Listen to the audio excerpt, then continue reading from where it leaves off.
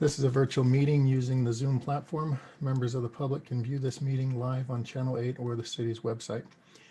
Live Spanish translation services are being provided for tonight's council meeting by telephone. Please dial 720-386-9023 and use code 104091. The chat function has been disabled to ensure that the public can see all portions of the meeting. The city clerk is the host of the meeting, and our IT staff will be the co-host. Council members and panelists will be able to unmute themselves when recognized. Please mute yourself when you have finished speaking and remember to lower your virtual hand to prevent disruptions. Members of the public who have registered to speak will be recognized at the proper time. As a reminder, we will use roll call votes only when required by law or when requested by a council member or the clerk. Other votes will be voice votes counted by raising hands in the Zoom app or as the chair determines. If a member disagrees with the stated outcome of the vote or feels that their vote was not properly heard or is not recognized, that member should immediately request the mayor's attention. This time I will call the special meeting to order and ask the city clerk to call the roll. Mayor Huseman, Present. Mayor Pro Tem Frank, Present. Councilmember Madera, Present. Councilmember Alan Thomas, Present. Councilmember Noble, Present. Councilmember Guardiola, Present. Councilmember Hurst, Present. Councilmember Grimes, Present. Councilmember Smith. Present. Mayor Huseman, you have a quorum. Thank you. Everybody is present and accounted for. We have two items on the agenda. The first item on the agenda is ordinances on first reading. This is for ordinance 2266, an ordinance relating to the regulation and enforcement of oil and gas development. This evening, staff will make a presentation and council can ask questions of staff. Council will then hear public comment and the clerk will note written comments received. After presentations and comment, council will consider any amendments from council before considering the ordinance. At this time, there are 4 amendments proposed by staff, 1 by the Planning Commission, and 2 from Councilmember Noble. Once amendments are concluded, council may make a motion to introduce and approve the ordinance on first reading. Council should preserve discussion on any issue until a motion has been made. If approved, council will consider the ordinance and additional amendments on second reading in March. At this time, I would like to invite Dominic Martinelli, the environmental planner, to make the presentation and lead the discussion. Thank you, Mayor Huseman, and thank you to the other members of City Council. I will go ahead and giving the presentation tonight. We also have our Oil and Gas Special Counsel, Matt Sura, as well as Deputy City Attorney Matt Hader and Jason Rogers available to answer questions. Matt Sura will be jumping in and giving portions of this presentation as well. So just a quick background and timeline of where we're at and how we got to this point. So in 2009, oil and gas was regulated in the city for the first time via the Land Development Code. There were some changes that occurred in 2012 to the LD oil and gas regulations. And then in November 2018, so between that time, it was relatively inactive. On November 2018, minor LDC updates were adopted. And then following the contemplation of Senate Bill 181, in April 8th, there was a study session with City Council on the potential code impacts resulting from that. On April 16th, Senate Bill 181 was signed by Governor Polis. Following that, City Council authorized the establishment of an oil and gas focus group. There were a number of meetings that occurred between April 24th and June 26th, 2019 during that focus group meeting. There were about 7 meetings that were conducted in total. In June 2019, the city also went through a process to establish an oil and gas transportation impact fee, which is currently in the Land Development Code as section 219260. That there was an impact fee open house and a number of stakeholder meetings that occurred regarding that. And then in July of 2019, staff began the process of amending the oil and gas LDC updates in response to Senate Bill 181. And in congruence with the regional operator agreement that was completed with Extraction Oil and Gas. On August 5th, the oil and gas impact fee was adopted. And in September of 2019, the first study session with City Council was held. And then a follow-up study session was held on October 14th. And then on October 30th, 2019, Planning Commission voted 5-0 to recommend approval to City Council on the original ordinance, which was Ordinance 2235. And then quickly thereafter, on November 4th, This ordinance was brought in front of City Council for consideration and was continued by City Council due to a number of issues that were raised at a public hearing.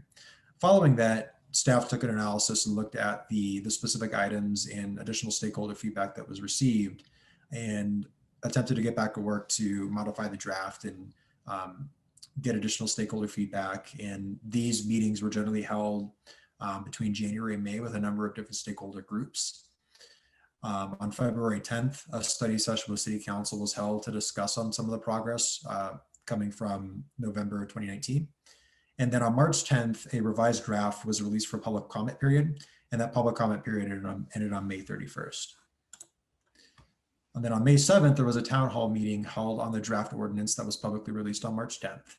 And then leading into that, staff reviewed the public comments that were received and brought forward a general summary of some of those public comments that were received on June 8th with a study session with City Council, which included a number of proposed changes and recommendations that were brought forward by city staff in response to public comments. On June 22nd and July 21st, there were 2 additional study sessions that were held with City Council to review additional draft changes proposed by members of City Council. And then on July 27th, staff received direction from City Council to incorporate a revised reverse setback of 1,000 feet into the draft. On October 19th, City Council provided additional guidance to city staff to include revised financial provisions in Article 5, and we'll cover that much more in depth later on in the presentation. The mission change rulemaking. I don't know if Matt Sura wants to jump in here real quick and discuss this slide. Sure. So last November, the Colorado Oil and Gas Conservation Commission adopted new rules to better emphasize protection of public health, safety, welfare, and the environment, known as the mission change rulemaking. It took almost a year. The rules took effect on January 15th, and as of today, all applications that were pending when those rules took effect have been basically dropped, and the operators have until March 1st to state if they plan to resubmit, and have until July 15th to resubmit replacement applications under the new rules. An application for oil and gas development is now called an oil and gas development plan. And what you're going to hear from my discussion about the new Colorado Oil and Gas Conservation Commission rules should sound familiar, because much of what the staff has proposed in Commerce City is now state law at the Colorado Oil and Gas Conservation Commission. A good example is an alternative location analysis. Commerce City's Dominic Martinelli is really a pioneer in how he utilized mapping tools to and his analysis for alternative locations. His presentation to the Colorado Oil and Gas Conservation Commission was recognized and appreciated by Colorado Oil and Gas Conservation Commissioners, and the state now also requires an alternative location analysis. The setbacks at the Colorado Oil and Gas Conservation Commission, they decided to stick with the 500-foot hard setback from homes, but they expanded setbacks from schools to 2,000 feet. And they call it a hard setback because exceptions really aren't permitted.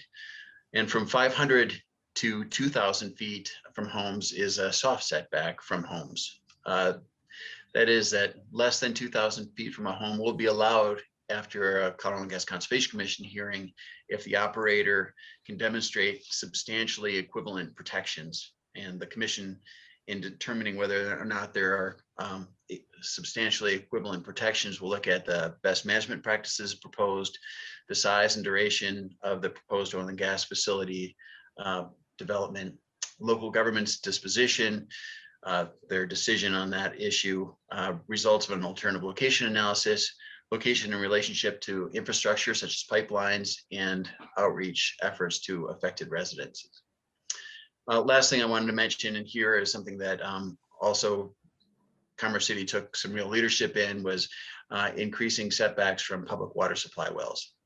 Commerce City worked with South Adams Water and Sanitation, as well as other governments in Adams County that also depend on water wells for their public drinking water supplies. So that's all I have on that. And thank you, Matt. And again, just to reiterate, these regulations were the most significant updates to the COGC rules in about 10 years. They are relatively wide ranging and depth and scope. And amendments 1 through 4 proposed by staff in the packet are in direct response to update our draft ordinance to be in line with where the state rulemaking is now. Robert Sheezy will be giving a more updated overview of what those changes are later on in this presentation. So just a quick brief on the objectives of this code update. The purpose of why we're here is the need to amend the city's procedures, requirements, and standards for the submissions of processing, reviewing, public notification of, and approval of permits for oil and gas development in the city. Establish minimum standards and restrictions for land use and the location of siting of oil and gas facilities, including an initial site assessment, a restriction to certain zone districts, a prohibition in floodplain, a distance restriction for oil and gas facilities from certain properties and structures, and distance restrictions for new residential lots from existing or approved oil and gas sites. Address impacts to public infrastructure and public services. Address impacts to water quality and source, noise, vibration, odor, light, air, emissions, and air quality, land disturbance, cultural and environmental resources, emergency preparedness and coordination with first responders, security and traffic and transportation impacts, and to establish reclamation procedures. Amend regulatory conditions for oil and gas permits and site development standards for oil and gas sites. Amend prohibitions on specific types of facilities associated with oil and gas development. Amend and establish terms for the provision of financial assurances, indemnification, insurance, fines, and penalties as the council deems appropriate to ensure compliance with Commerce City regulations. Establish regulations for the inspection of oil and gas facilities and the enforcement of those regulations. Authorize and adopt a standalone regulatory document for best management practices, and establish and amend definition in the city's codes. So just to kind of summarize those last two slides in terms of what we're trying to achieve here. So the city currently has oil and gas regulations that are in place. And based on the existing Colorado Oil and Gas Conservation Commission mission change rulemaking that's been adopted, it is relatively out of date in terms of the base code. So these regulations would bring the city's code in alignment with the current COGCC rulemaking, general best practices that are occurring in the industry, and generally be protective of public health, safety, welfare, and the environment. So just as an overview, the current process for an oil and gas permit is an administrative review. There's current land use regulations in place that are allowed in all, so you can essentially submit an oil and gas permit for all standard zone districts in the city with the approval of an oil and gas permit. It must meet all the use requirements contained within section 215266 of the Land Development Code, and the regulations we need to focus on surface impacts. All operators are required to extract an extraction agreement as part of each oil and gas permit, and a regional operator agreement is an optional step that may be executed to establish broad operational standards. And just a reminder, Extraction Oil and Gas has 5 pending applications in the city that are under a regional operator agreement. And at this time are the only oil and gas permits that are currently under review. There have been no approved oil and gas permits by the city. So just to provide, and given that it's been some time since this ordinance was in front of council, we wanted to do a brief summary of the changes that occurred between November 2019 and January 2021, and how the draft looks different today than it did last time. So just a brief overview. So the approval process was changed from a 2-tiered approval process that was in the original ordinance 2235 to all oil and gas permits requiring approval by city council.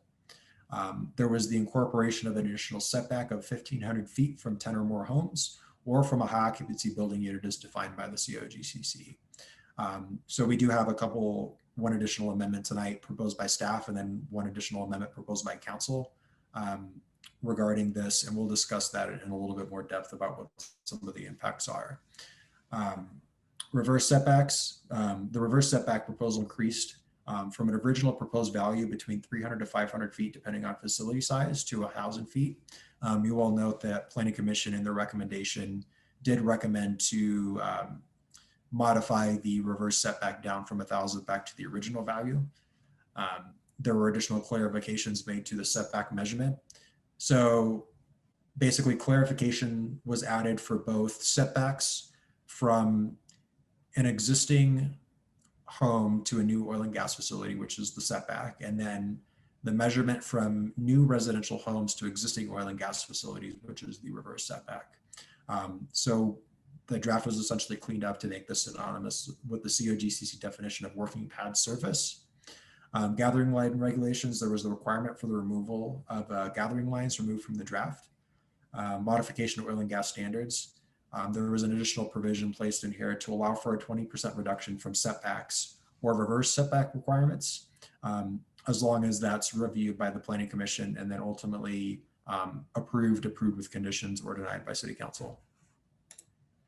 Financial assurances, the amount that was previously put in place was $86,000 per well, and this amount was raised to $90,000 per well, and then tied to the consumer price index starting in January 2021. Limiting bonding types to ensure that the bonding amount covers the plugging, abandonment, and reclamation of well sites, and other minor changes. There was some additional language incorporated to align with the COGCC rules on cumulative impacts, requiring operators to assess, cumulative impacts of air and noise from proposed operations. There were some additional definition clarifications and additions, including additional context that was added to oil and gas terminology. This includes the addition of the term cumulative impact, drilling and spacing unit, gas storage well, oil and gas location, public water supply well, surface owner, surface use agreement, and working pad. And then chemical disclosure, there was clarification added stating that the city would not be requesting proprietary information regarding chemical disclosure based on public comment that was received.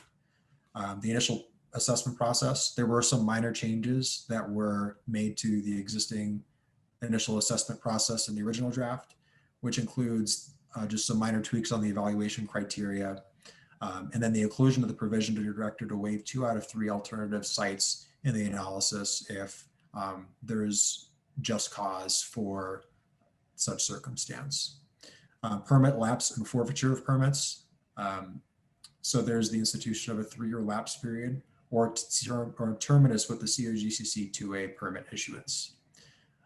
There was the institution and creation of a process for permit transfer review and approval where the operator's ability to comply with regulations, demonstrate adequate assurance provisions, remediation of any non-site compliance, and a 90-day duration before the operator can transfer a permit after original approval was included into Article 5.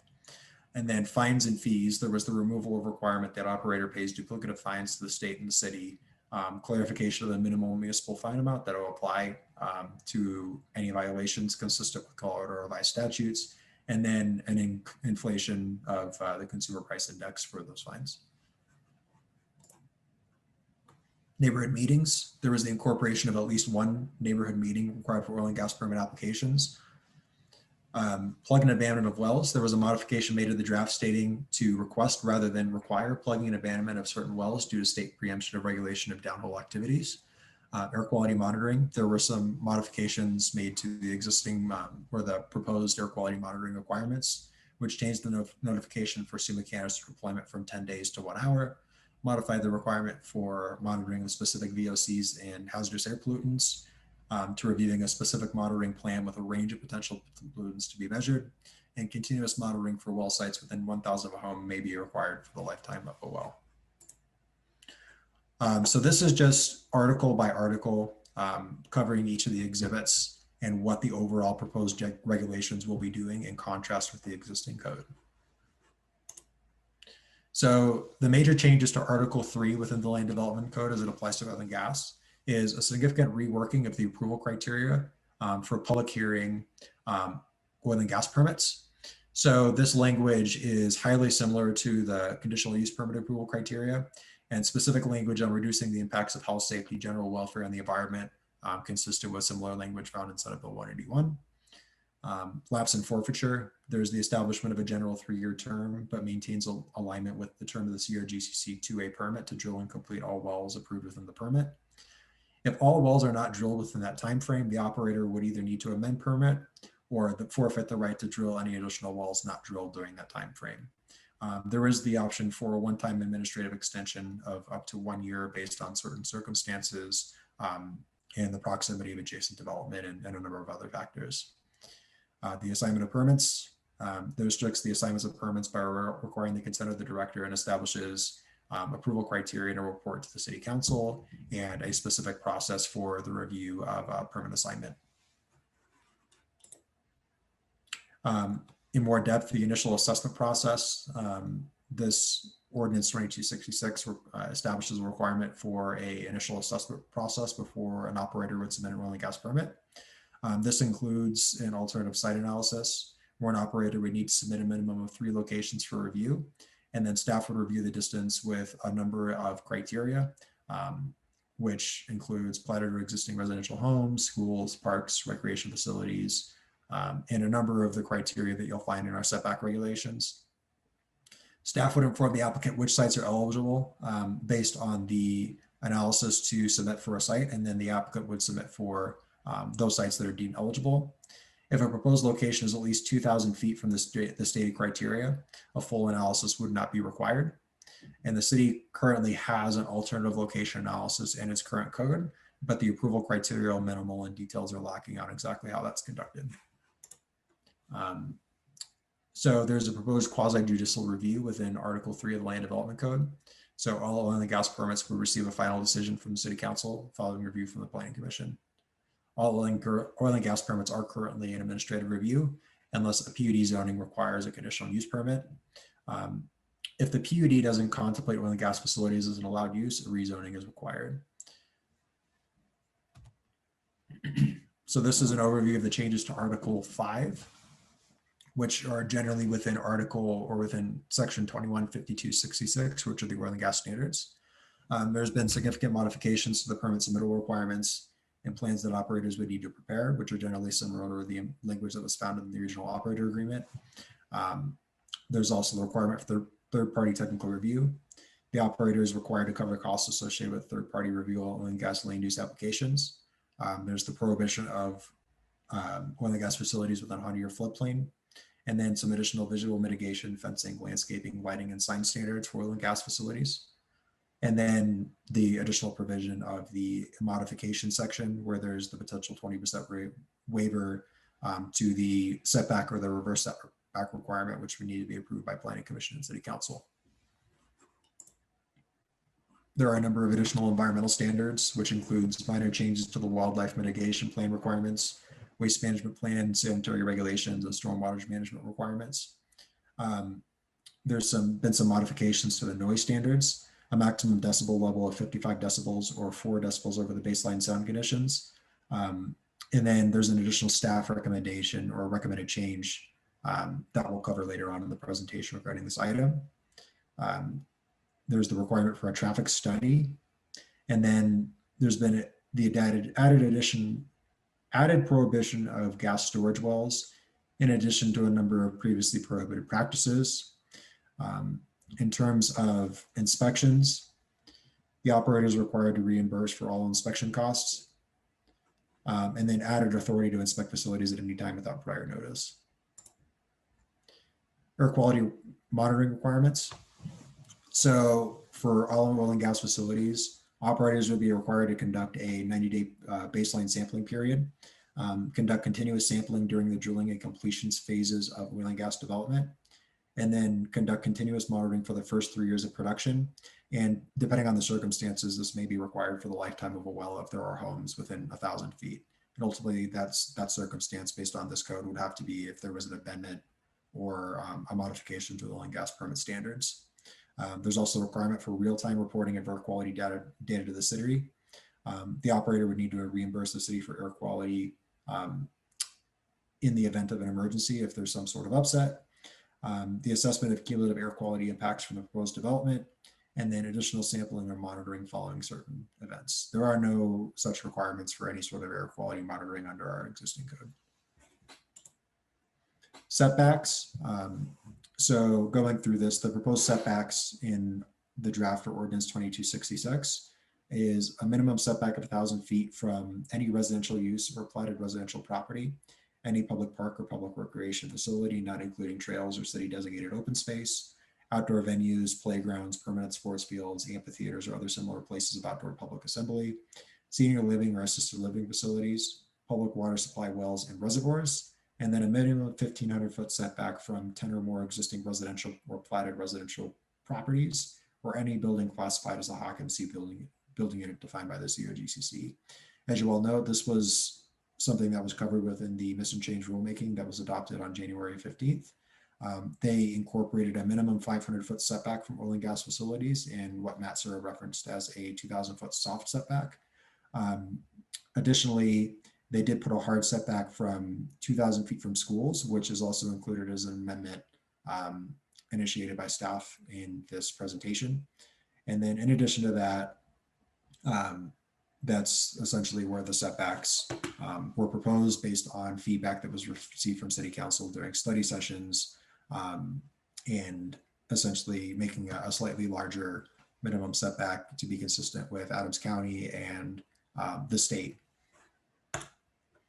So this is a map just showing the impacts of what proposed setbacks would be. So the dashed line shows a 1,500-foot setback for the 10 or more homes, and then the red essentially covers areas that would not be allowed for oil and gas development given the setback standards that are in place in the draft. And then this is including basically that same map, but also including the COGCC 500-foot setback. And then there are also some proposed amendments to the existing land use table in 215200.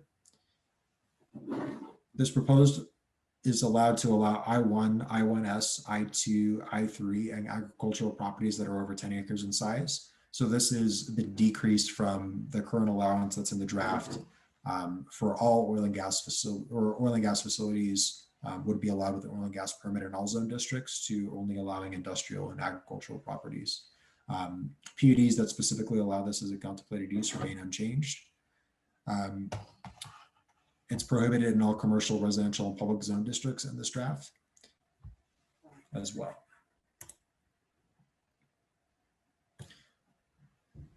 So just going through here. So this is a zoning map of the Northern Range for context of how these zoning regulations would apply to the area that would potentially be most impacted by oil and gas development. So additionally, there are some additions to Article 6, which includes the institution of a new setback from new residential construction to existing oil and gas facilities. As proposed in the draft currently, there would be a 1,000-foot setback from any new residential home construction. So that's platted residential. So that's at the time that a subdivision plat is approved, that restriction will be put in place, as well as a 50-foot setback from plug and abandoned wells. The previous recommendation from staff was 300 feet to 500 feet, depending on the facility size.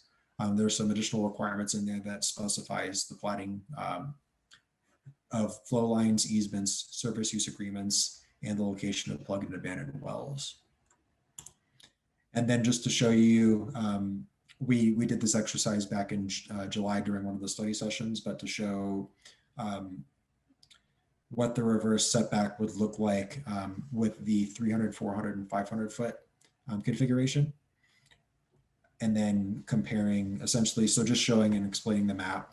So the green areas denoted on the map are areas that are designated as future residential. So these are areas that are not currently entitled for residential development, although the underlying residential land use allows for it. There's entitlements and processes that residential builders would need to go through, including the platting of these areas and going through necessary infrastructure improvements and a number of other things before these would become entitled residential lots. And ultimately, looking at this map, there are a couple areas that are shown in red as could potentially being impacting those areas. And one of the areas that you'll note, and we'll go to the next slide to show the comparison, if the 1,000-foot reverse setback would be put in place. Some of the major areas would be essentially kind of up towards the northeast corner of the city, as well as the Reunion Ridge development. So you'll see that there's the potential impact for, and ultimately I do want to clarify that while there have been sketch plats and entitlements that the residential developer has been going through, ultimately there are not approved residential homes within proximity of that filing. And ultimately that process would need to be completed before that sort of impact would come into place. So just kind of looking at the impact between those two maps that could be shown here. Article 11 There have been updates to the definitions that have been expanded to include a variety of new and specific definitions, which apply to terms or if we're referring to an oil and gas operation. There's updating of some of the existing terms, removing terms that no longer are specifically defined or have a reference in the code. There's been updates to the Commerce City Revised Municipal Code for adding additional fines for oil and gas operations. There will be a minimum $500 fine for the first time. The second time violations in place, that will be $1,000. The third time would be $2,000, and then the maximum amount would be placed on the fourth time, which is the maximum municipal fine amount authorized by the Colorado Revised Statutes. And then I'll have Matt Sura cover the best management practices. So the best management practices are adopted by code and are fully enforceable. While any changes to the BMP document would need to go through a code amendment process, the extensive list of BMPs is proposed as a separate document apart from the code, so it can be more easily amended. Staff recognize that what is considered a BMP frequently changes with changes in technology and state law. In fact, since these BMPs were first written in last year, many of these best management practices are now state law. As an example, air quality requirements, we've got 25 specific best management practices, including some requirements that go beyond state law, such as requiring electric powered permanent equipment, prohibition on glycol dehydrators and low odor drilling muds. On water quality requirements, we've got a specific requirement on certain chemicals that are used during the hydraulic fracturing process that are known to have a potential to contaminate groundwater sources. Those are prohibited in this BMP document, and that prohibition was adopted by the Colorado Gas Conservation Commission last November. We also have a requirement for closed loop pitless drilling systems, which goes beyond state law. Safety standards, we require pipelines where feasible, which is also beyond state law. Next slide. We also have extensive noise mitigations, visual mitigations, landscaping, lighting, and community outreach insurance requirements. Among these, many of them have been adopted by the Colorado Gas Conservation Commission, and in two cases, in noise mitigation and community outreach, the commission had changes to their rules that the staff felt that should be reflected in this BMP document, and those are going to be discussed by Robert Sheasley later. Thanks. All right, thank you, Matt. So just a brief update on Planning Commission. So this ordinance was brought forward to the city's Planning Commission for review on January 5th. At that time, the Planning Commission chose to recommend to City Council to approve Ordinance 2266 with the revised Exhibit G, which has been included in the packet. Again, this is referencing the reverse setback provision. So Planning Commission's recommendation. So essentially to provide an update on what this information was that was included in the packet. So Planning Commission provided a briefing and a kind of determination of their determination of their logic for their recommendation. So they justified their recommendation to City Council by stating that the comment letters received from Oakwood Homes, LC Full Rider, and the Home Builders Association, the Planning Commission felt that Exhibit G could not be approved as written, and they based their determination on the economic and possible legal ramifications of a 1,000-foot reverse setback. The 1,000-foot reverse setback presented an untested regulation that it could expose the city to regulatory claims. Any landowner could potentially challenge the city's proposed reverse setback as a regulatory taking. Landowners in the city have development plans and master planning involving substantial investment and coordination with the city, and that the original proposal considered home buyers would be aware of the existence of an oil and gas facility and make informed decisions. So I do want to highlight, in addition to the proposed 4 changes by staff, and then the amended Exhibit G from Planning Commission, staff has initiated a couple of additional minor amendments to the draft ordinance to conform to the changes in the new draft rules, which includes minor changes in Exhibits D, F, and I, And changes included update COGC references and technical terms and requires additional forcefully impacted community plan and a fluid leak detection plan. And then those changes are shown in the packet as minor staff changes. And Robert Sheasley, I don't know if you wanted to talk about the minor staff changes or the next slide. I'll jump in if that's okay, Mr. Martinelli. Absolutely. Okay, thank you. Good evening, Mayor and members of council. If I just may really briefly congratulate you on reaching this point. It's been a lot of work, and I think it's worth noting your work together over the last 13 months to get to this point. There are a lot of momentous things to talk about tonight, like the proposed revised Exhibit G that the Planning Commission recommended. Just to clarify, that has not been incorporated into the proposed ordinance. Original consensus on this item is what's in the proposed ordinance. And then, but what Mr. Martinelli just spoke about on the minor staff changes, those are the next ones I'm going to talk about, we don't believe are that momentous. So we went ahead and included these in the draft proposed ordinance. So council does not have to take any action on those tonight.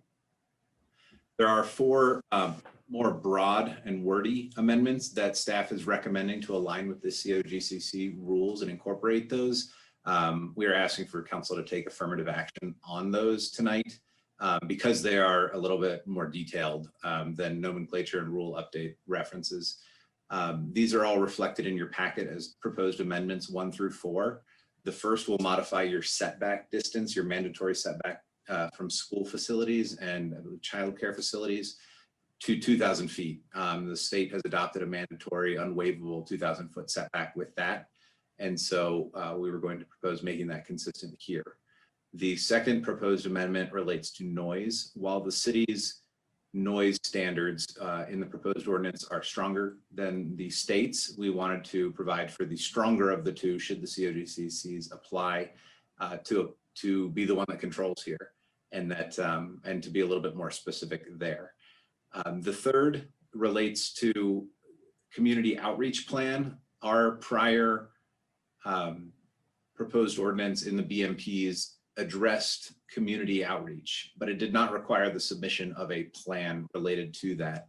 And so we've incorporated the COGCC standards for a community outreach plan here. It's worth noting the state requirement is to reach disproportionately impacted communities within 2,000 feet. Because the city was using a concept of affected residents that's broader, we retained that, but increased the distance to 2,000 feet to provide greater outreach and notice to the community. We presume council would be supportive of that. And then there is a proposal in there also to require childcare and translation upon request at the public meetings, the neighborhood meetings related to that application, which is a requirement of the state regarding disproportionately impacted communities, but is broader under our plan.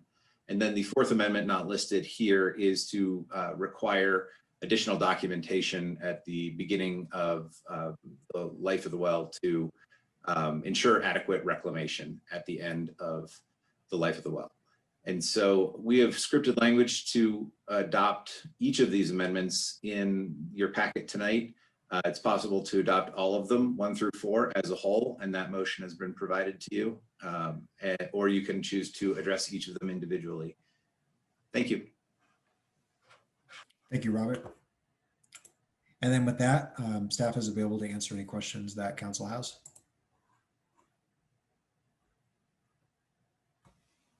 Does anyone on council have any questions for staff or Councilmember Noble? Thank you so much, Mr. Mayor. I was noticing that on the agenda, there is no spot for citizen communication. And I wondered if at this point we could take citizen communication in case anything comes up that we should be considering or asking staff, rather than holding citizen communication after our questions. The way the script was sent out to everybody, we have an opportunity at this time to ask questions of staff. Following that, we will go through a round of citizen communication as well as written comments, and then we will get into the amendments and motion making. Okay, Mr. Mayor, I would like to make a motion that public comment come now. Again, the agenda that was made public doesn't include a category for public comment. So we have 21 people who have anticipated speaking, and typically our public comment comes shortly after 6 o'clock. My motion is to take public comment now, then following public comment, we do staff questions. Have a motion to proceed to the public comment and return to questions for staff. Is there a second? Councilmember Wadiola. I'll second that motion. Have a motion and a second to proceed with the public comment portion. Is there any discussion? Seeing none, we'll do a voice vote. Please raise your physical hands in the window if you wish to modify the.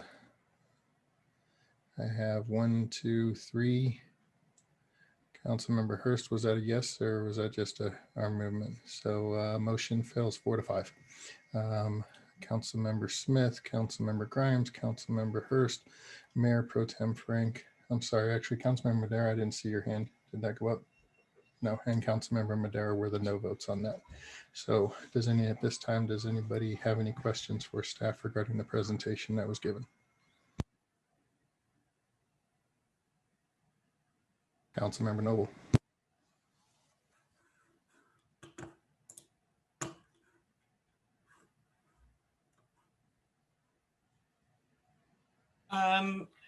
On slide 19, when you talk about the noise standards changing, it was at 60, at 55, and to meet COGCC, it would raise to 60. Wouldn't that be louder? That's for C-scale noise.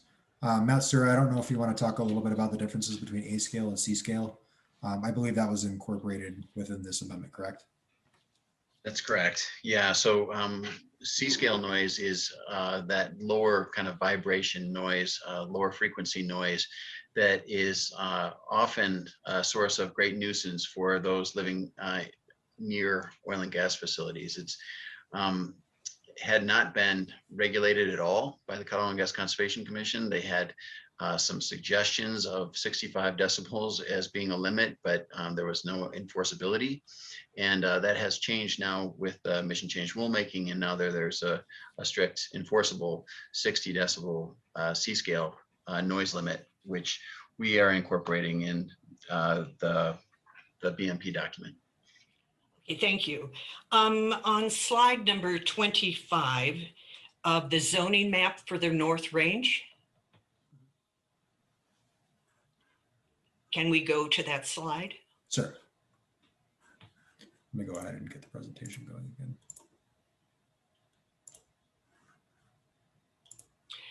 That shows, oh, well, obviously the zones. Yep. There you go. Thank you very much. All right, I'm looking at the orange. Mhm. And is the orange PUD? The orange is planned unit development, yes. Okay, so given your explanation, it would appear that in any of the orange, oil and gas development would be allowed.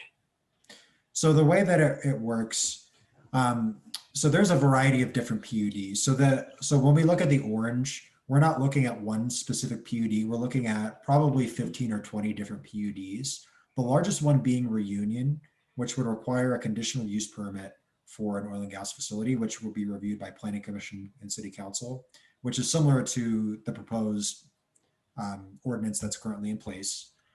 Ultimately, if there isn't a contemplation for oil and gas facilities in that PUD, and ultimately a lot of times if you read through these documents, a lot of them were drafted in the 90s and the early 2000s, and a lot of them default to the current code. So ultimately, if it's not specified or not explicitly called out with an existing PUD, it would have to default to the code as currently adopted. So the majority of these will most likely require a conditional use permit or the city's established procedure. Okay, it would be helpful to actually see that, that kind of art. If we could go to slide number 28, which is a reverse setback map. The second one, yeah. Yep. Okay, so you list on here also shut in or producing. So does our reverse setback include shut in as well as plugged, or is it just plugged? So it's just plugged in. So basically the reverse setback would apply. So that actually includes shut-in wells or anything that hasn't formally gone through the Form 44 process with the state, which basically is the process, the Form 6 process. So up until the time that proper plug and abandonment has been conducted on the site, ultimately there's a few existing wells in the city where plug and abandonment hasn't occurred and they're not really producing anything, or they might be producing a small amount. The reverse setback would apply up until the time that the state formally grants approval of the plugging and abandonment of the well. Okay, but do our regulations include shut-in on the reverse setback? Yes. Okay, and that's only 50 feet, right? It would be 1,000 feet from any well that hasn't been plugged and abandoned. P&A. The 50-foot setback applies from P&A wells as well as flow lines and gathering lines. Okay.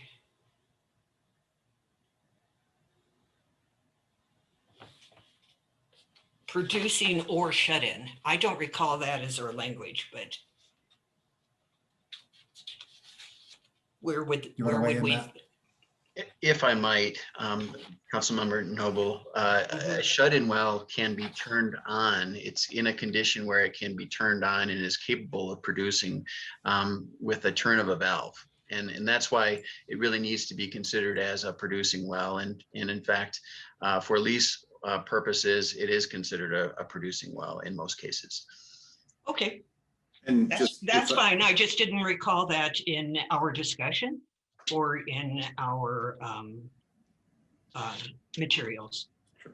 the language Okay. used in Exhibit G, Councilmember Noble, if I may, is Sure, thanks. any permitted wells that have not been plugged and abandoned. Okay, great. Just a different way of saying that. Thank you very much. And Mr. Sheasley, while you're here, I always here, ma'am. noticed, I noticed that the slide regarding the Planning Commission's recommendation referred to findings of fact. Does the letter contain findings of fact? No, I think that's shorthand. I believe the Planning Commission made a recommendation on approval with a proposal for a change and then recounted things they heard during the testimony at the Planning Commission hearing on this matter. I would not consider them controlling or binding findings of fact in any way. Okay, thank you. Is there anything described in the letter that would prevent us from establishing reverse setbacks of any kind? I'd say the Planning Commission's statements do not bind the City Council and would not prevent you from adopting your consensus view.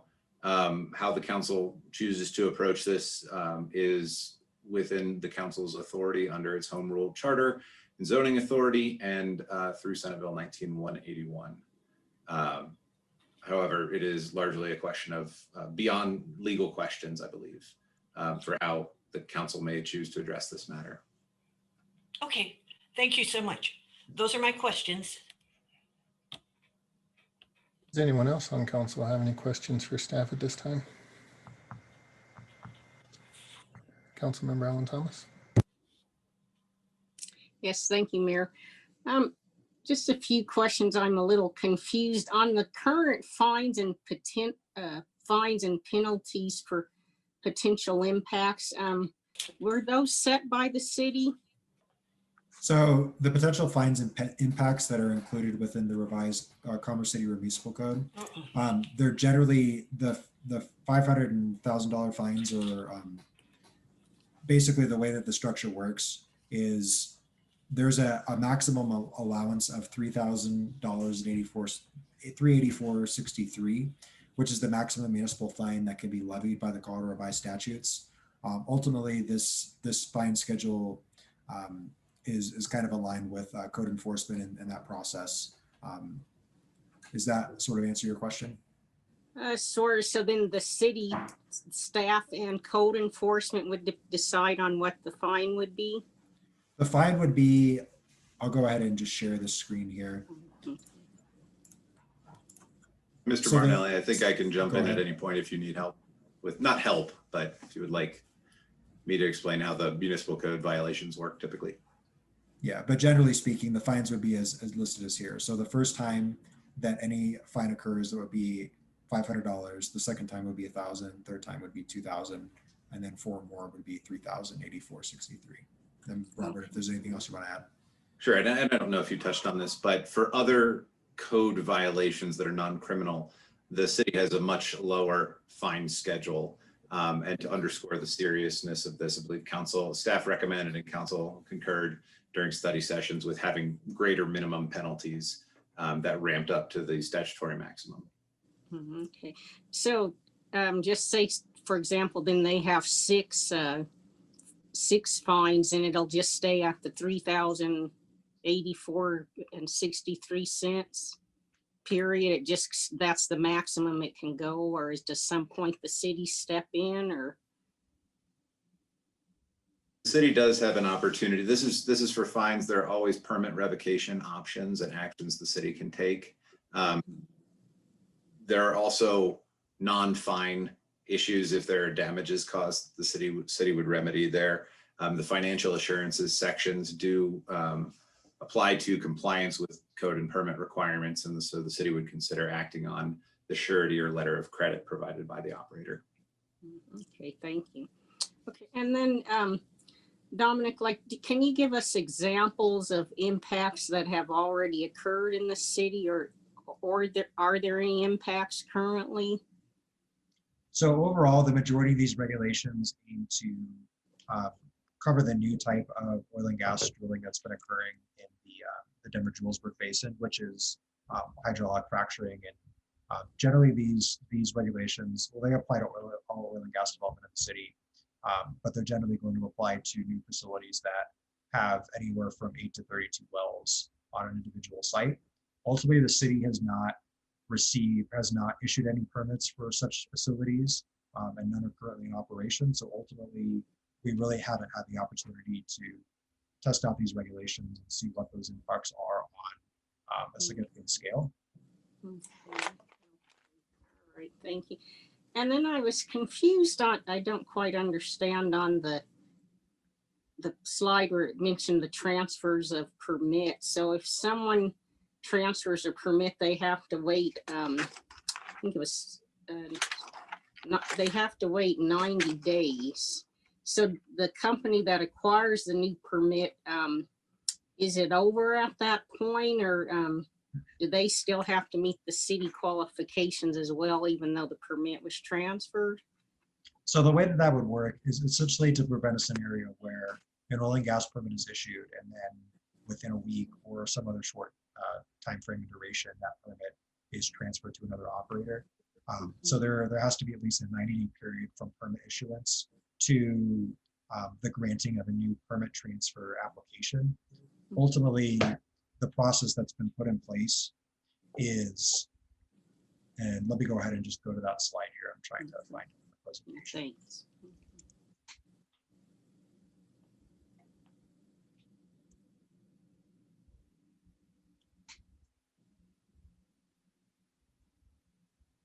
Give me 1 second as I find that. I apologize.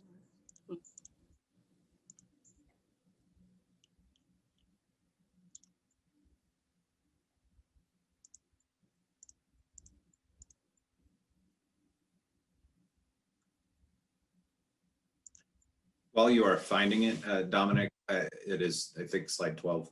Okay, there we go. Section 14 on Exhibit D, which will be, I don't quite have, I think it's page 20 of your PDF. Essentially, the new operator that's going to be transferred to has to reach a determination at a staff level that they can comply with all the requirements. They also have to demonstrate their insurance and provide adequate financial assurance. So if the operator has started operations, that financial assurance will continue until it's replaced by the new operator's financial assurance there. council would be informed of that assignment and that, or the filing and the request for an assignment under the code as drafted. Yeah, so the way that that essentially would work in addition to that is it's basically this process that's put in place to review that and make sure that the new operator that's coming in is able to comply with all of those standards. So there wasn't previously contemplation of some sort of additional review, but this new review has been instituted to go ahead and check for those items. Okay, thank you. And then one last question, I believe it's on slide 21. I just wanted to make sure high occupancy buildings, is a senior living building included on that? Because I think it might not be 21, but I wanted to make sure is a senior living or assistant living, is that fall under high occupancy category? I guess I gave you the wrong slide. So I think it would be the slide. So Matt, sir, I'm not sure if you have the precise definition of high occupancy building unit, but it's generally included to basically include like large public gathering areas. So hospitals, public facilities, public recreation facilities, things of that nature. Matt, sir, I don't know if you're on the line.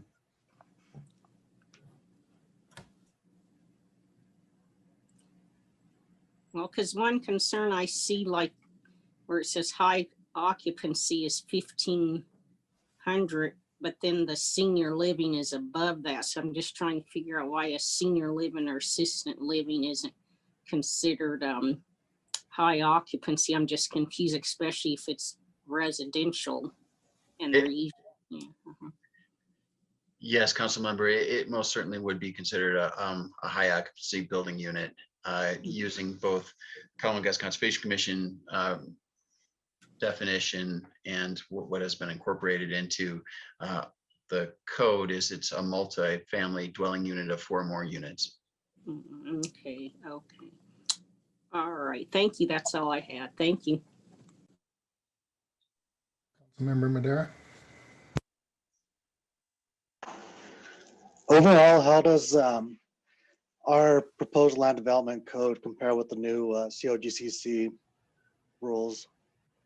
So overall, obviously these regulations were drafted as the COGCC mission change rulemaking has been in place. But ultimately, these regulations conform to all the minimum requirements that have been adopted by the Colorado Oil and Gas Conservation Commission, and does go above and beyond in some areas above what has been adopted by the state. And so any developers would have to comply with both sets of rules, correct? That's correct. That's all I got. Thank you. Councilmember Noble. Thanks again, and thanks for all the hard work. I know how incredible it has been. The last time I recall the regulations were in front of a city council was on November 4th of 2019. And there was no vote taken that night. It was postponed. And here we are tonight in 2021. So there's been a lot of changes in between and a lot of discussion in between. So thank you very much. I'm glad you have this slide up because I'm wondering about setbacks, and I don't see Rocky Mountain National Refuge on here, the Arsenal, which is really a perfect place for at least 1,000 feet, if not 1,500 feet. I think you'll recall that a resident of River Oaks had noticed that there was a testing lid that had been installed in the ground, and it wasn't South Adams Water and Sanitation District. It was actually the federal government for Arsenal Water. So we're talking about water from the Arsenal that has traveled now potentially up to River Oaks.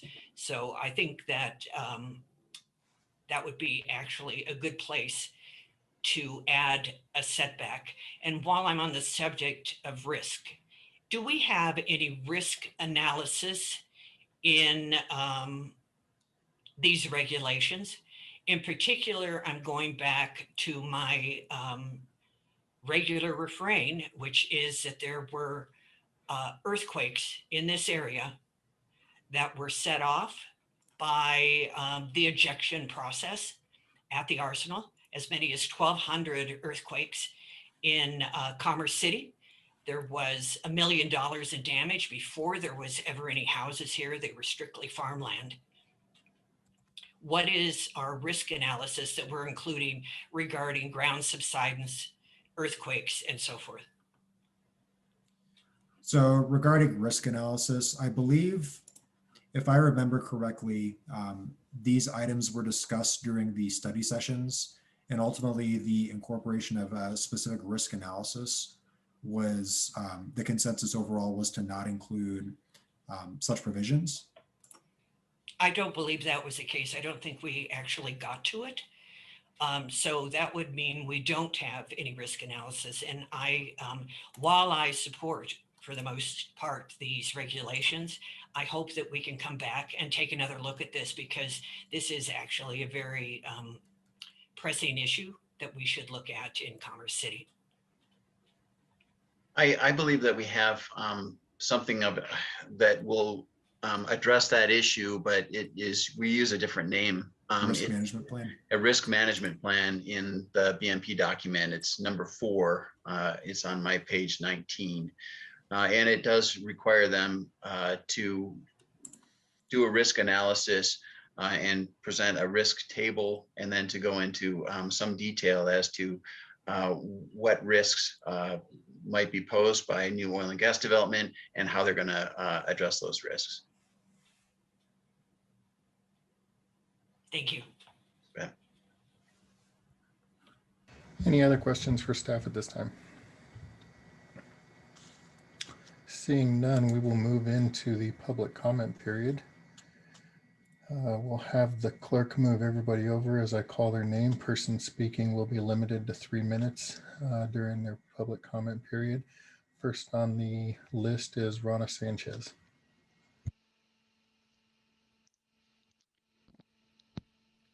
Rana, you should be able to unmute yourself and you'll have 3 minutes once you begin. Okay, thank you. Good evening, City Council members. I am urging you to please consider a minimum of 2,500 feet for setbacks for all oil drilling in Commerce City and 1,000 foot reverse setbacks, and please do not permit any exceptions. This is necessary if you really want to support the health and safety of Commerce City residents. I care about you and I care about your children. It has been shown time and time again that when the air is tested near oil wells, it is common to find benzene, a carcinogen, even when the oil companies deny there is a problem. You know, that is exactly what happened at Bella Romero and Greeley. Speaking of Greeley, I moved here about 2 years ago to get away from all the oil and gas, and because all the signs around this area said hometown community. Having oil and gas in our neighborhoods does not say hometown to me. I'm a leukemia survivor, and it is a scientific fact that benzene causes leukemia. I would not wish that disease on anyone, and that may be why I'm so passionate on this topic. You just have to consider the safety of all this. Our air is bad enough with Suncor, but adding all these wells will just increase the toxicity of our air. The developers who implore you to allow minimal setbacks do not live here. Their ability to make money should not supersede the residents' right to clean air. In addition, I was at the Planning Commission meeting that you're referring to where they voted, and I spoke and addressed them, and apparently that didn't matter since no mention of that was made in any of the comments I just saw in the slides. I also question how they made that decision because they were not told about the COGCC rulings during that meeting, and they barely discussed, anything. The developers spoke and they just listened. I think that's sad. Thank you. Thank you. Does anyone on council have any questions for Ms. Sanchez? Seeing none, we'll move to the next name on the list. That is going to be Jim Hayes.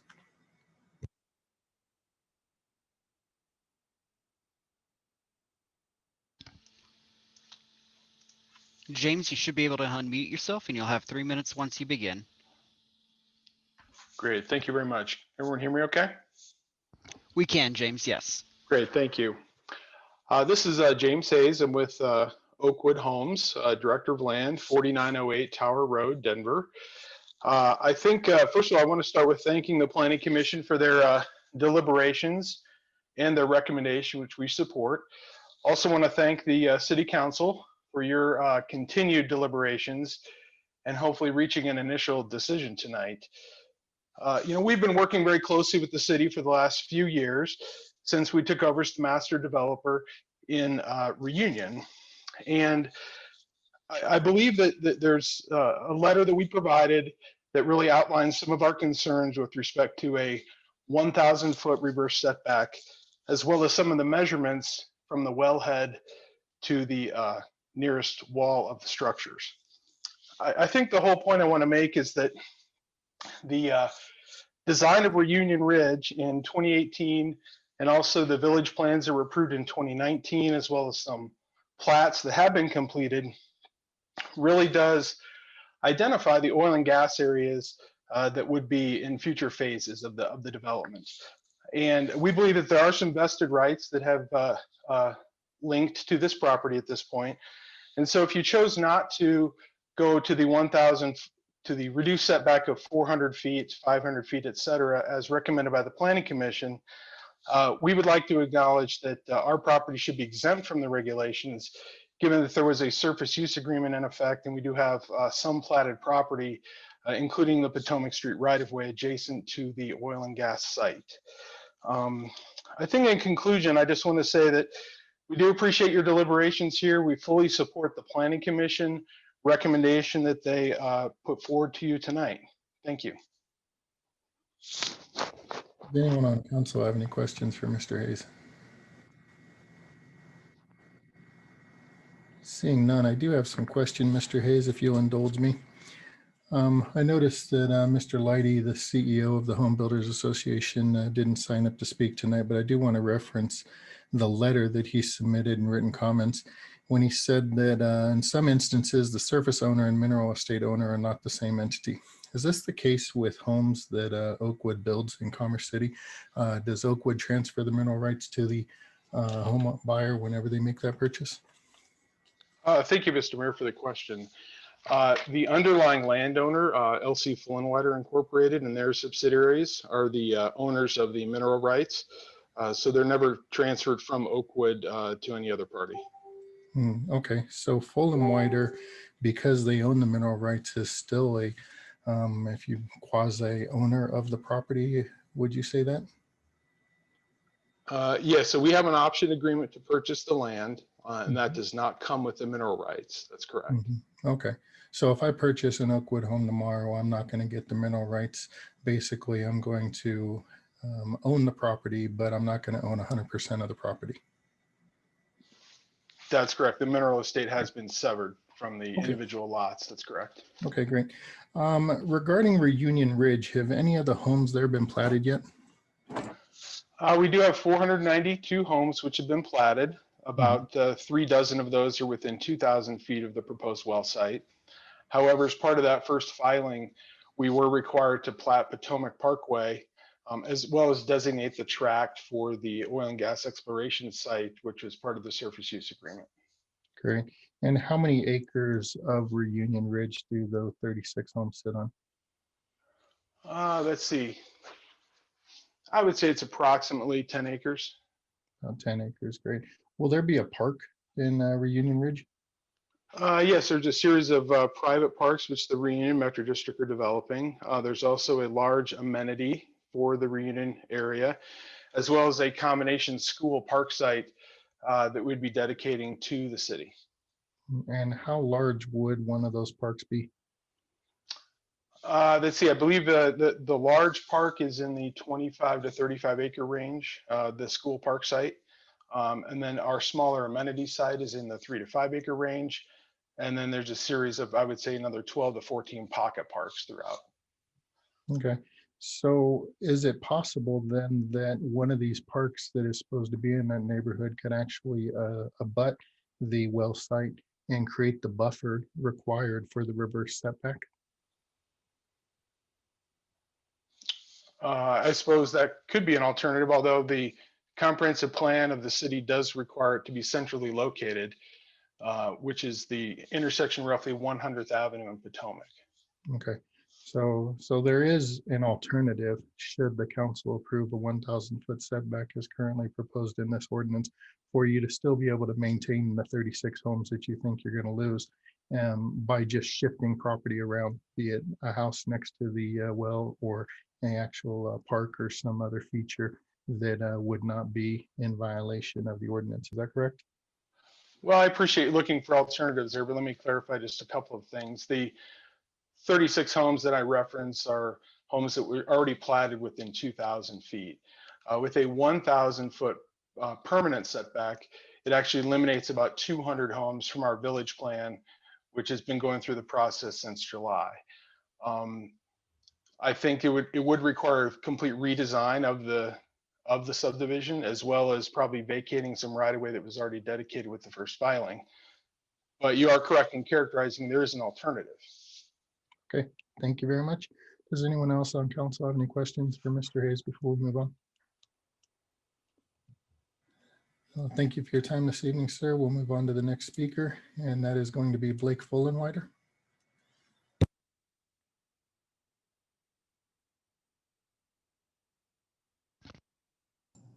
Blake, you should be able to unmute yourself and you'll have 3 minutes once you begin. Good evening. Can everyone hear me? We can, yes, Blake. Great, thank you. I just wanted to start by thanking staff, Planning Commission, and City Council regarding all of their work on this important issue. Fullenwider values the strong partnership and trust that we have built with Commerce City over the last 25 years, going back to the original planning and design of the Buffalo Run Golf Course and the annexation of the Reunion property. Fullenwider, Commerce City, Shea, and subsequently Oakwood continued that collaboration with the development of with the original development agreement in IGA back in the early 2000s. The establishment of those documents laid the groundwork for the community and that has sprouted in Reunion. It has gone very well, and we are proud of the Reunion community that has grown out of these agreements. Fullenwider, Shea, Commerce City, and now Oakwood have kept a strong working relationship, successfully completing multiple amendments to the Reunion PUD over the last 2 decades. In the last several years, Oakwood has stepped in as master developer and reinvigorated Reunion, building the South Lawn Pool, opening the Reunion Coffee House, opening up a whole new neighborhood, Reunion Ridge, among many other accomplishments. Oakwood and Fullenwider worked very closely with the city and staff through the planning process of the Reunion Ridge neighborhood to make sure the design met all of the city rules and regulations. As such, I strongly support the Planning Commission amendment to Ordinance 2266. It has been a very successful partnership, and we are only about a third built out in Reunion. Fullenwider is excited to continue the successful cooperative relationship and trust that has been built with the city, and we look forward to the build out of the remaining 2/3 of the Reunion community. Thank you. Thank you, sir. Does anyone on council have any questions for Mr. Fullenwider? Seeing none, if you'll indulge me, sir, I'd like to follow up on some questions that I just asked Mr. Hayes.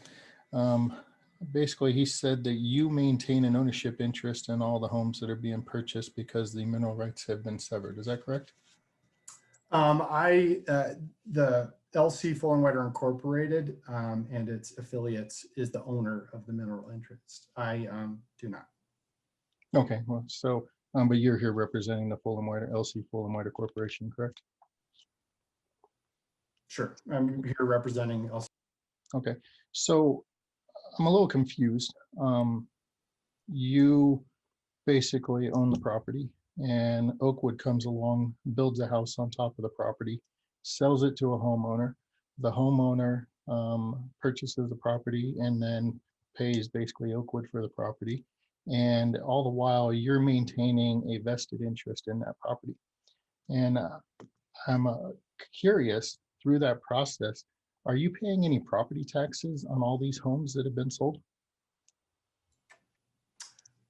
Sir, you would have to talk to the CFO of LC Fullenwider Inc. about that. That is outside of my Okay.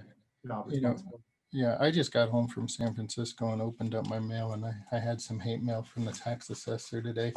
And I noticed that on my property tax bill, basically 25% of my property tax bill goes to the land. And so I pay property taxes on the house that my family gets to enjoy living in, but we also pay property taxes on the land itself. And so I'm just curious about what the process is. If you have not fully transferred ownership rights to a home buyer in Commerce City, why that home buyer would be stuck paying 100% of the property taxes? Mayor, I really can't answer that. That sounds like a question for the county assessor or perhaps the city attorney. I cannot help with you with Okay. that. So help me to summarize what you're asking us here is you are going to allow Oakwood to build a home on the property that you own. Oakwood is going to, before they build that home, you're going to allow extraction to pull oil and gas out of the ground and make profit on that. Then Oakwood's going to build a home, and you want us to allow them to build that home within 300 foot of the well that's sitting out there so that they can build as many homes as possible. And you're going to continue to make profits off the oil and gas being pulled out of the ground. You're not going to pay any property taxes on that. And the whole reason why you're here is to ask us to amend a proposed ordinance so that you'll be able to build more of these homes. Is that correct? Again, I do not own the mineral rights. I am not the owner of LC Fullenwider Incorporated. I am an employee. We do pay a lot of property taxes in Adams County, and a lot of that is in Commerce City, among other municipalities. And if any mineral rights were extracted, there certainly would be taxes paid on any of that revenue that would be generated. So Sure, I guess I'm not sure I understand. Well, there is an excise tax that would have to be paid on that oil and gas, which makes sense. Where my confusion comes is in the ownership of the land and the fact that, somebody purchases a home, they think they own the land, but in reality, they don't fully own the land because the mineral rights have been severed. So they're required to pay property taxes on this land value, even though they don't fully own the land because of the severed mineral rights. So that's just where my confusion was. But I thank you for taking the time to answer my questions. I see some colleagues have raised some questions after our line of questioning. So I'll let Councilmember Noble speak. Thank you, Mr. Mayor. Excellent questions. Mr. Fullenwider, are you aware that on January 13th, extraction appeared before the Broomfield Planning Commission and to oppose a developer who wanted to build homes close to a shut-in well? I am not. So extraction's argument was that although extraction emphasizes that its facilities have safely operated for years and are capable of continued safe operation now and in the future, extraction submits this plan should be recommended for denial. This was their attorney, Brownstein, Hyatt, Farber, Schreck, Julia Ryan. You're not aware of that either?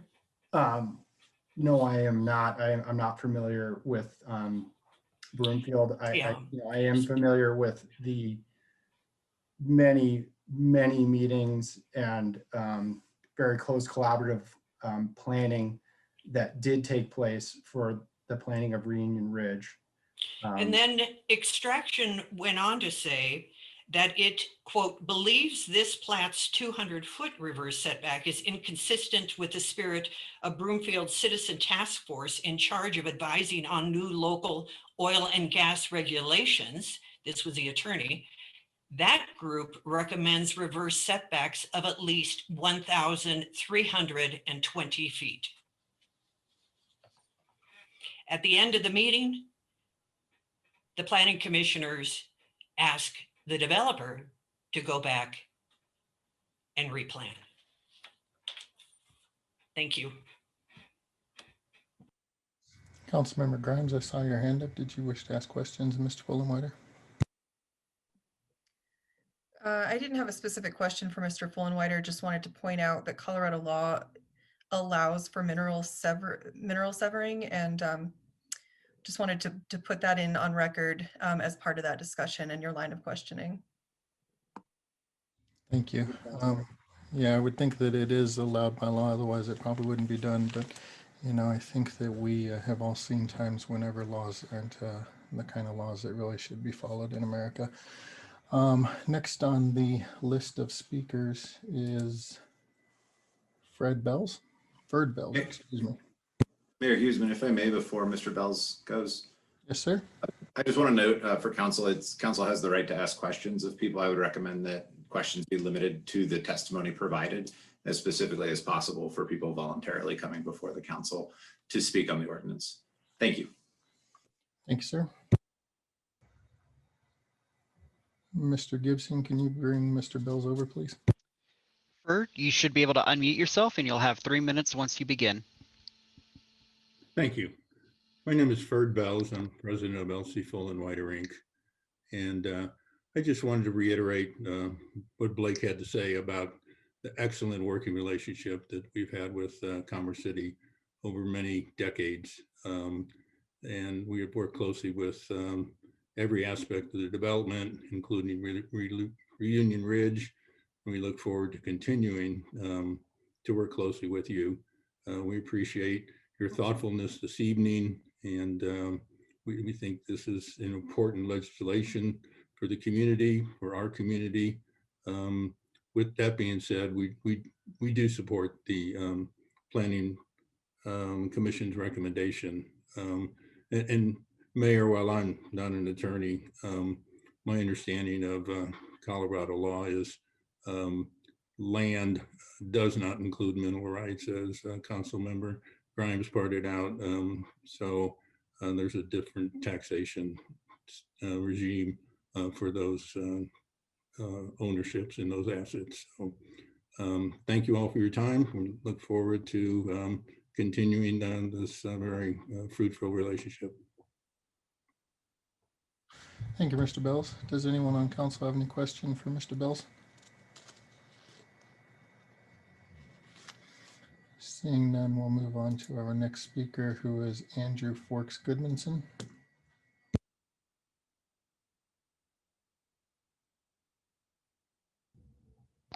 Andrew, you should be able to unmute yourself and you'll have 3 minutes once you begin. Good evening. Thank you for the opportunity to provide public comments tonight. I'd also say a special thank you to Mr. Mayor for being the closest to the correct pronunciation of my last name that I've encountered in quite a while. So well done. Thank you. My name is Andrew Forkus Goodmanson. I'm the Deputy Director of the League of Oil and Gas Impacted Coloradans. I'd like to thank you sincerely for your work on these regulations. To say 2020 was a challenging year in which to undertake such an endeavor would be an understatement. So your efforts are deeply appreciated. I'd like to take a brief moment to re-describe the framework in which we are operating that Mr. Martinelli and Mr. Sura covered in their presentation. SB 19-181 created a world in which COGCC and local governments have independent and co-equal regulatory authority. That means that the people who want to drill for oil and gas need to get permission from both the state and the local government prior to commencing operations. The law also created a framework where the state sets the regulatory floor rather than the pre-181 framework where the state set the ceiling. I say all this because the state's new rules and are the foundation upon which local governments can build, and they've gotten a lot stronger. And the local governments can build on that foundation. So I would encourage you to not just go to the level of the state, but to meet and exceed it where necessary to protect the residents of Commerce City. So how can Commerce City build on that foundation?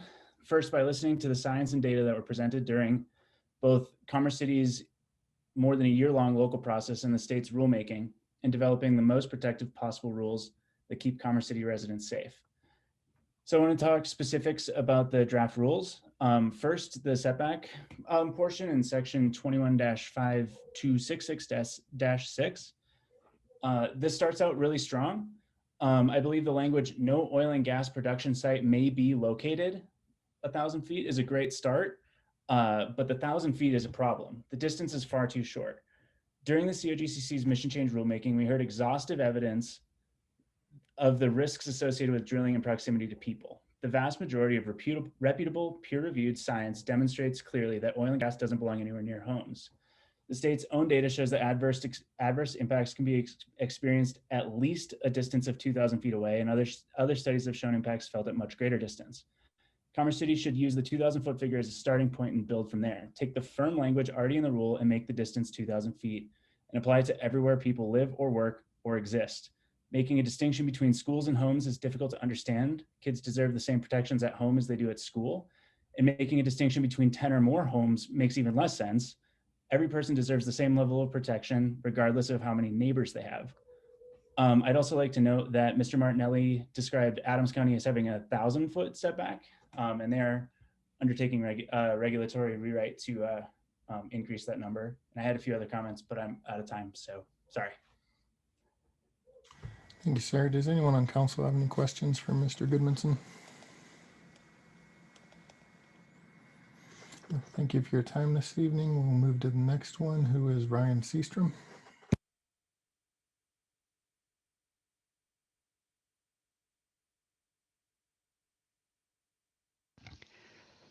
Ryan, you should be able to unmute yourself and you'll have 3 minutes once you begin. Wonderful. Thank you all. Can you guys hear me? We can, Ryan, yes. Thank you. Good evening, Mayor Huesman, council members and staff. My name is Ryan Seastrom and I serve as the Regulatory Affairs Manager for the Colorado Oil and Gas Association.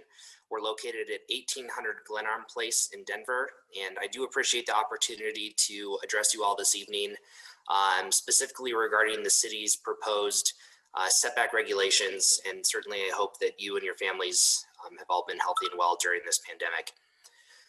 COGA does support the Planning Commission's recommendation to change the reverse setbacks as currently drafted, especially to not move the goalposts mid-game, and respect the negotiations and hard work that the landowners and operators have done with the city. As COGCC Director Jeff Robbins said during his press conference at the release of the latest CDPHE health study, living near wells that are in the production phase does not implicate health impacts. Further, the state toxicologist, Christy Richardson, has stated that out of the 5,000 samples that the state has collected in the communities near oil and gas operations, CDPHE has never measured levels that are above their health-based guideline values. Simply put, excessive setbacks for homes to existing, producing facilities is not necessary, and it certainly takes away land that would otherwise be available for future development as Commerce City looks to attract more residents and commercial businesses. Many of Colorado's energy workers call Adams County and Commerce City home. Certainly, a number of oil field workers have spoken in front of City Council in the past years. Like many industries and businesses, we want our workers to be able to live near where they work. As you've likely already heard, minimizing the ability of land will only further constrain the limited availability of affordable housing. Especially in these difficult economic times caused by the COVID-19 pandemic, affordable energy and affordable housing can often be taken for granted until it's no longer affordable. Again, we ask the City Council to support the Planning Commission's recommendation and help meet Colorado's growing housing demand. As always, please consider myself and COGA and our members as a resource, and I look forward to continuing to work with Commerce City in the future. Thank you for your time and have a great evening. Thank you, Mr. Seastrom. Does anyone on council have any questions for Mr. Seastrom at this time? Seeing none, we will move to the next person. Thank you for your time this evening. Next is going to be Vicky Kettler.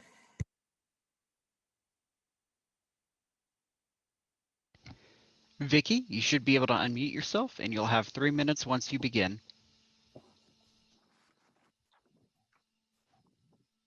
I'm Vicki Kettler. I live at 15722 East 107th Avenue. Regardless of statements made by oil and gas representatives, please be advised that educated residents continue to protest oil and gas activities in and around their neighborhoods. This includes cumulative impacts attributed to living downwind from oil and gas industrial activity. Any apparent lack of protests is indicative of misleading communication from oil and gas advocates to the public in which it will damage. Just because you don't hear from my neighbors doesn't mean they don't care or that they condone your decisions on granting permission to destroy our neighborhoods. Many of my neighbors are totally unaware or have been misled to believe that their homes and neighborhoods are being protected and will always remain safe and healthy places to live and raise our families. Common sense should tell you that people do not want to live in an oil and gas industrialized area with 230 wells proposed in the immediate area of their homes. Many of us do not have the means or ability to pack up and move. We are asking all of you to help protect our human rights. We are trying to protect our home investments, clean air, and drinkable water.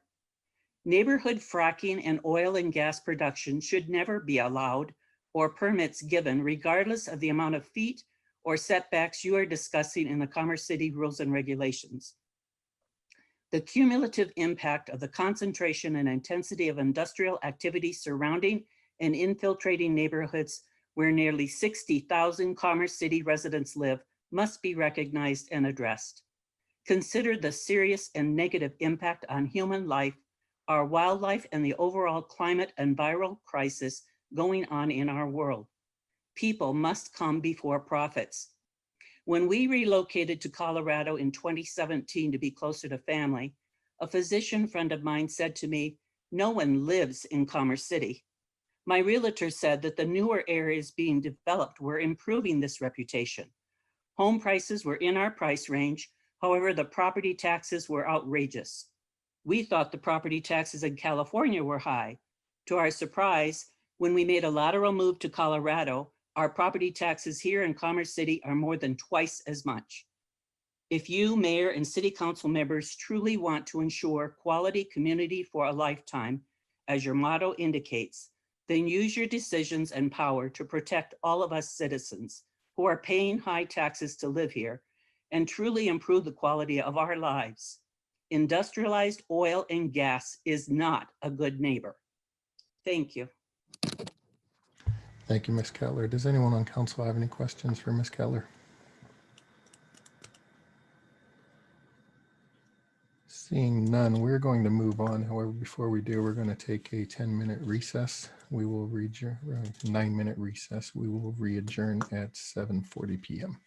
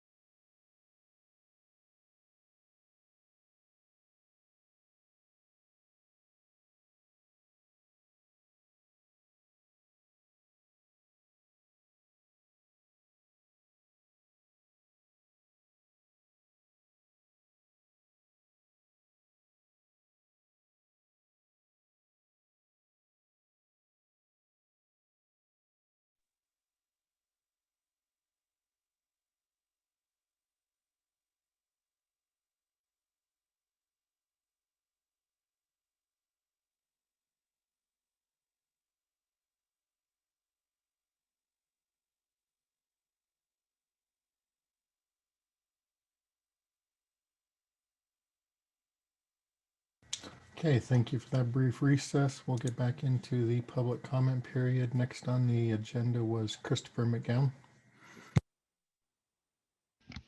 Christopher, you should be able to unmute yourself and you'll have 3 minutes once you begin. Good evening. Can everyone hear me? We can, yes, Christopher. All right. Good evening, Mayor and council members. My name is Chris McGowan, and I'm the Associate Director for the American Petroleum Institute. API Colorado's division of the American Petroleum Institute, which represents all facets of the natural gas and oil industry. Our more than 600 members produce, process, and distribute most of the nation's energy. In our first 100 years, API has developed more than 700 standards to enhance operational and environmental safety, efficiency, and sustainability. API Colorado is committed to ensuring a strong, viable industry capable of meeting the energy needs of the state in a safe and environmentally responsible manner. We would like to start by thanking the council members for their time today and allowing us the opportunity to speak. I come before you tonight to voice our concerns surrounding your proposed oil and gas regulations. I would like to start by saying we certainly both understand and appreciate the city's desire to exercise your authority, and we appreciate the city's desire to update their regulations to ensure the health, safety, and welfare. Finally, we would like to commend and thank your staff for their outreach and hard work on this proposal. However, we do have some outstanding issues regarding your proposal.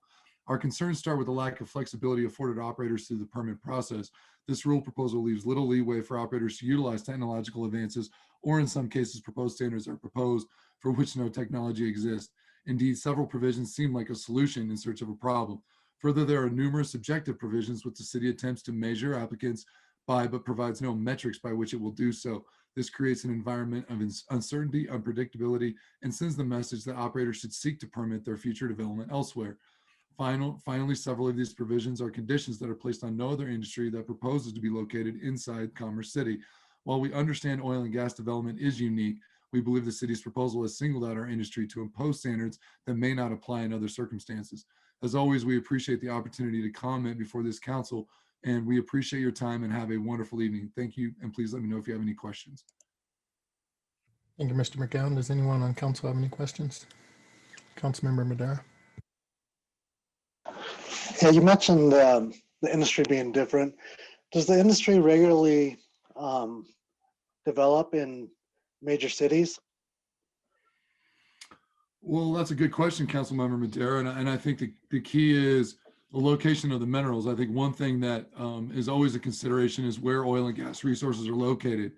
We can't move those resources, and wherever they are is wherever they are. That does happen to be in metropolitan areas. There's significant development across the Front Range in several communities. So development in a urban area is not unique or new or a one-off situation. It happens quite regularly, actually. Yes. And I can't speak to individual members' operations, by the way. I mean, just to be clear. Sorry, go ahead. I didn't mean to interrupt you. Okay. Yeah, no, I was going to say, can you name similar sized cities that experience this? Well, in Colorado alone, I can think of towns, Commerce City has some, obviously. You have Broomfield. I know it's development in Erie. I know there's some development, I believe, in Thornton. I got to be careful. I can't speak to individual member operations just because for various reasons. But yes, there are several cities that host development in Colorado. Yes. Thank you. You bet. Thank you, sir. Are there any other questions for Mr. McGowan? Seeing none, thank you for your time this evening, sir. We'll move to the next one, which is Lisa Goodmanson.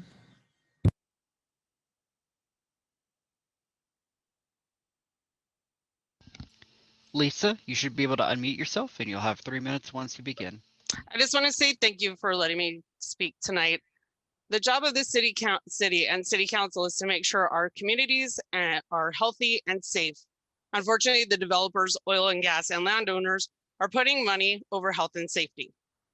The COGCC is working on new regulations. The city should use those as a guide and go above and beyond and be the gold standard from what they're proposing.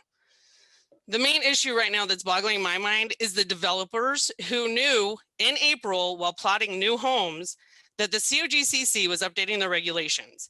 Now they are like the storage unit fiasco that we had before. Do now, ask later for forgiveness.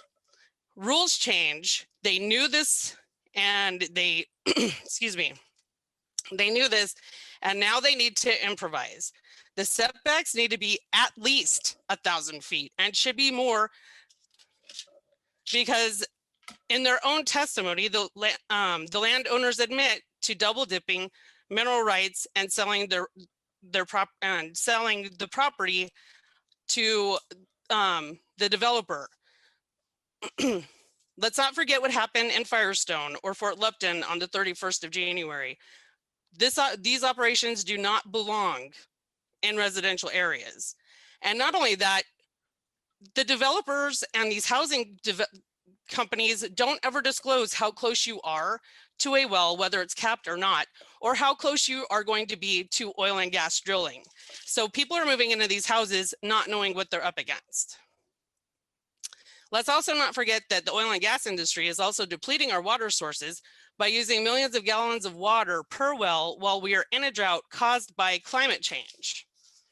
The fact that the oil industry was conducting a capping operation off of 120th and Nuclear without even telling the city is a slap in the face. I have been informed that no one at the city knew that that was happening. That's another incident like the storage and the storage unit fiasco that happened before. God, there's just not enough time to get everything in. I implore you to do the right thing. 1,000-foot setbacks for new development. And at least 2,500 feet for already existing homes. It's irresponsible not to protect your future residents or the residents that are already here. And our concerns are on record. So if something does go wrong, then the city and the city council should be held responsible for that, because we've voiced our opinions and our concerns so many times. You guys live here. All of us live here. We need to do what's right for our community and not worry about what the developers, landowners, and oil and gas have to say, because this is our home. This is what we invested in. This is where we pay taxes. This is where we live. Thank you, ma'am. Does anyone have any questions for Ms. Goodmanson? Seeing none, I thank you for your time this evening. We'll move on to the next speaker, who is Eric Goodmanson.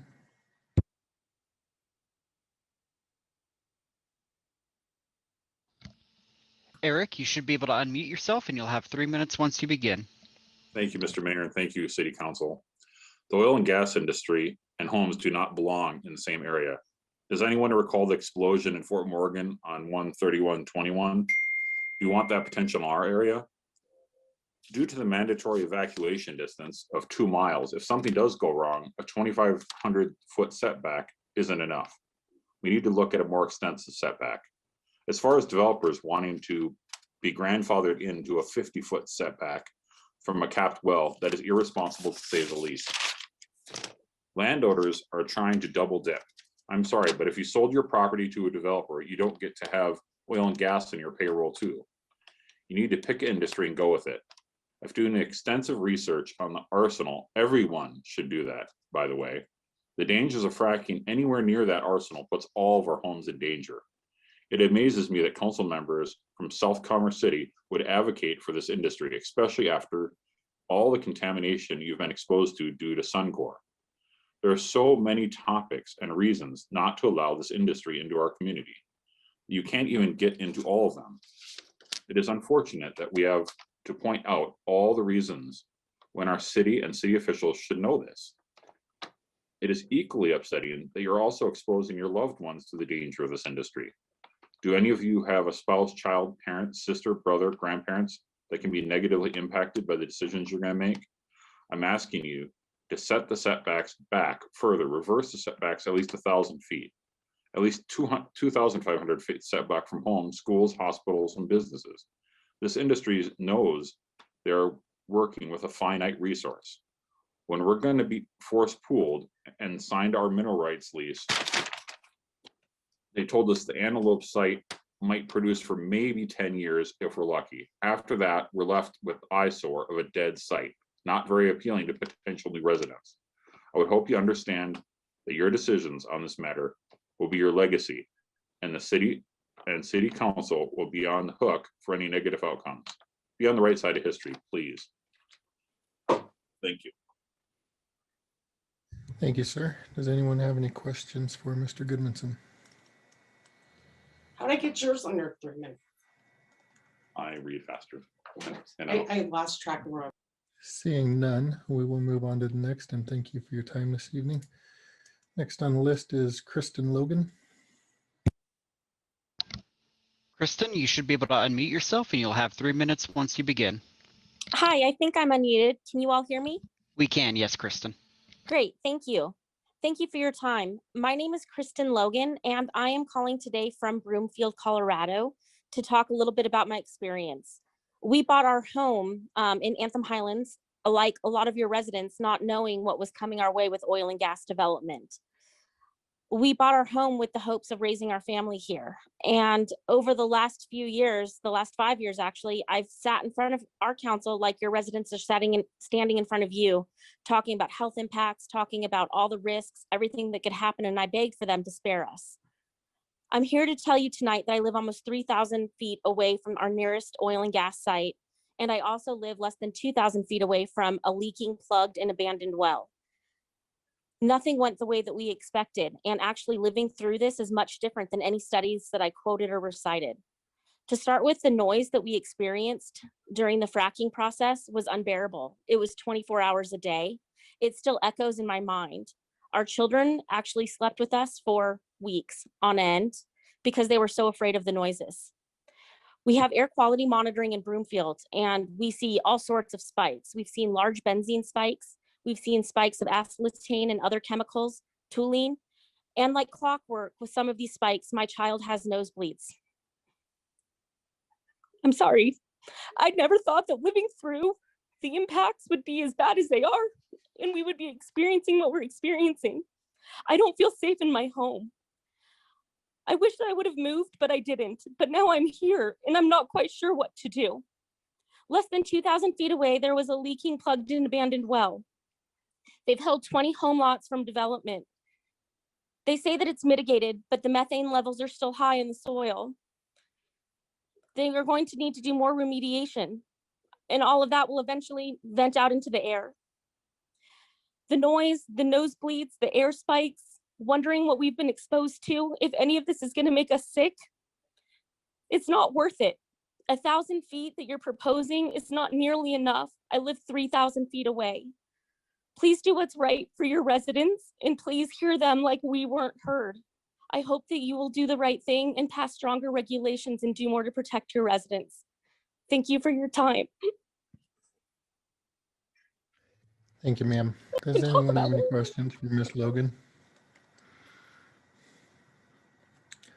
Seeing none, thank you for your time this evening. We'll move to the next speaker, who is Lois Vanderkoo. Apologize if I mispronounced that. Lois, you should be able to unmute yourself and you'll have 3 minutes Thank once you you. begin. And thank you, Mayor and council members, for listening to us. And I'm so glad that Kristen just talked, because she conveyed so much of what we've been through in Broomfield. I have a law degree and a doctorate in psychology, and I've been working a lot on the oil and gas issues since 2017, when we had our update committee and extraction moved into our neighborhoods. I also did some citizen lobbying on 181. And so I've learned a lot about the very complicated nature of development and all the conflicts and legal disputes. And I have some advice for you. One, don't trust operators. Extraction made promises about health and safety, and then threatened to sue and sued and resisted doing more to protect health and safety because they want and need their profit. Thankfully, 181 gives you more local control of land use and nuisances. Develop rules that are clear, indisputable, and protective, and look to some of the regs being developed in Boulder and Broomfield, because they are stronger than yours in many areas. 2,000 foot setbacks is minimum, and Boulder went up to 2,500 feet. 2, make operators pay for the cost of doing business. We've spent millions on air quality monitoring, while extraction pays $20,000 a year. With our new regs, we will get more financial assurances from operators to cover their actual costs, present and future. 3, assess operators' financial viability before you agree to work with them. Extraction went bankrupt due to the market, and now we're having to legally wrangle with them to get them to fulfill their contract. As Kristen mentioned, we also have the leaky, plugged and abandoned well that's preventing housing permits. 4, there is no assurance that infrastructure will stay safe for 50 to 100 years. You need to start moving to a greener economy. The writing is on the wall, things are changing, and we need to get to a green energy system. Thank you. Thank you, ma'am. Does anyone have any questions for the speaker? Seeing none, we'll move on to our next speaker, and thank you for your time this evening. Next on the list is Brenda Bozeman.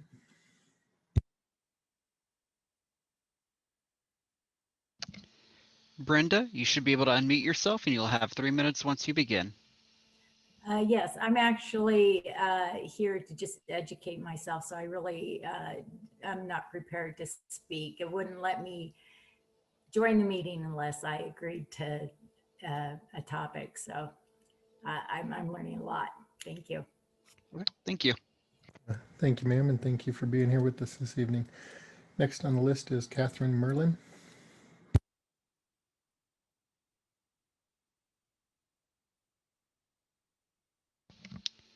Catherine, you should be able to unmute yourself and you'll have 3 minutes once you begin. Thank you so much. Can you hear me? We can, yes, Catherine. All right, thank you. Good evening, commissioners. Thank you so much for giving the public the opportunity to weigh in with you tonight and for staying so late into the evening with all of us. I really appreciate your time. My name is Kate Merlin. I'm now currently working for Wild Earth Guardians in their climate and energy program. But until recently, I mostly worked directly with citizens on issues of oil and gas that was being sited in very close proximity to their homes and schools. I want to urge you to adopt at least a 2,000-foot reverse setback for permitted, operating, or temporarily shut-in facilities. I believe that the reverse setback can and should be lower for properly plugged and abandoned sites.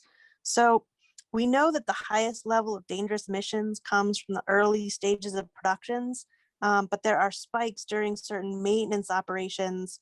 And a well that's operating or temporarily shut in can be re-stimulated in the future, meaning that that high level of initial emissions, that's not a one and done in terms of that initial high emissions period. The Colorado Oil and Gas Conservation Commission has the most technical knowledge and expertise of any regulator in the state on oil and gas issues, and they chose the 2,000-foot setback as the appropriate setback distance in most cases. So I think that really the following the most experienced regulator on that makes a lot of sense. I also think that having a lower setback for plugged and abandoned sites makes sense scientifically. These sites are lower risk, but they're not entirely risk-free. They should not be in anyone's basement or in their immediate backyard. We do know of some instances like the one that Kristen Logan mentioned, where these plugged and abandoned sites have failed and have leaked, causing potentially catastrophic results. The truth is, I haven't seen good data showing what distance exactly might be safe for these plugged and abandoned sites. We do, having a lower setback, however, can incentivize plugging and abandonment, which is good from the perspective of local and regional air pollution and climate change. So I won't use up any more of your time. Thank you so much. I urge you to adopt at least a 2,000-foot reverse setback and a lower one, perhaps somewhere in the region of 200 to 300 feet. But to be better informed by science than I can provide at this time for plugged and abandoned sites. Thank you. Thank you, Ms. Merlin. Does anyone on council have any questions for Ms. Merlin at this time? Seeing none, we thank you for your time this evening and move on to the next speaker, who is Sarah Kettler.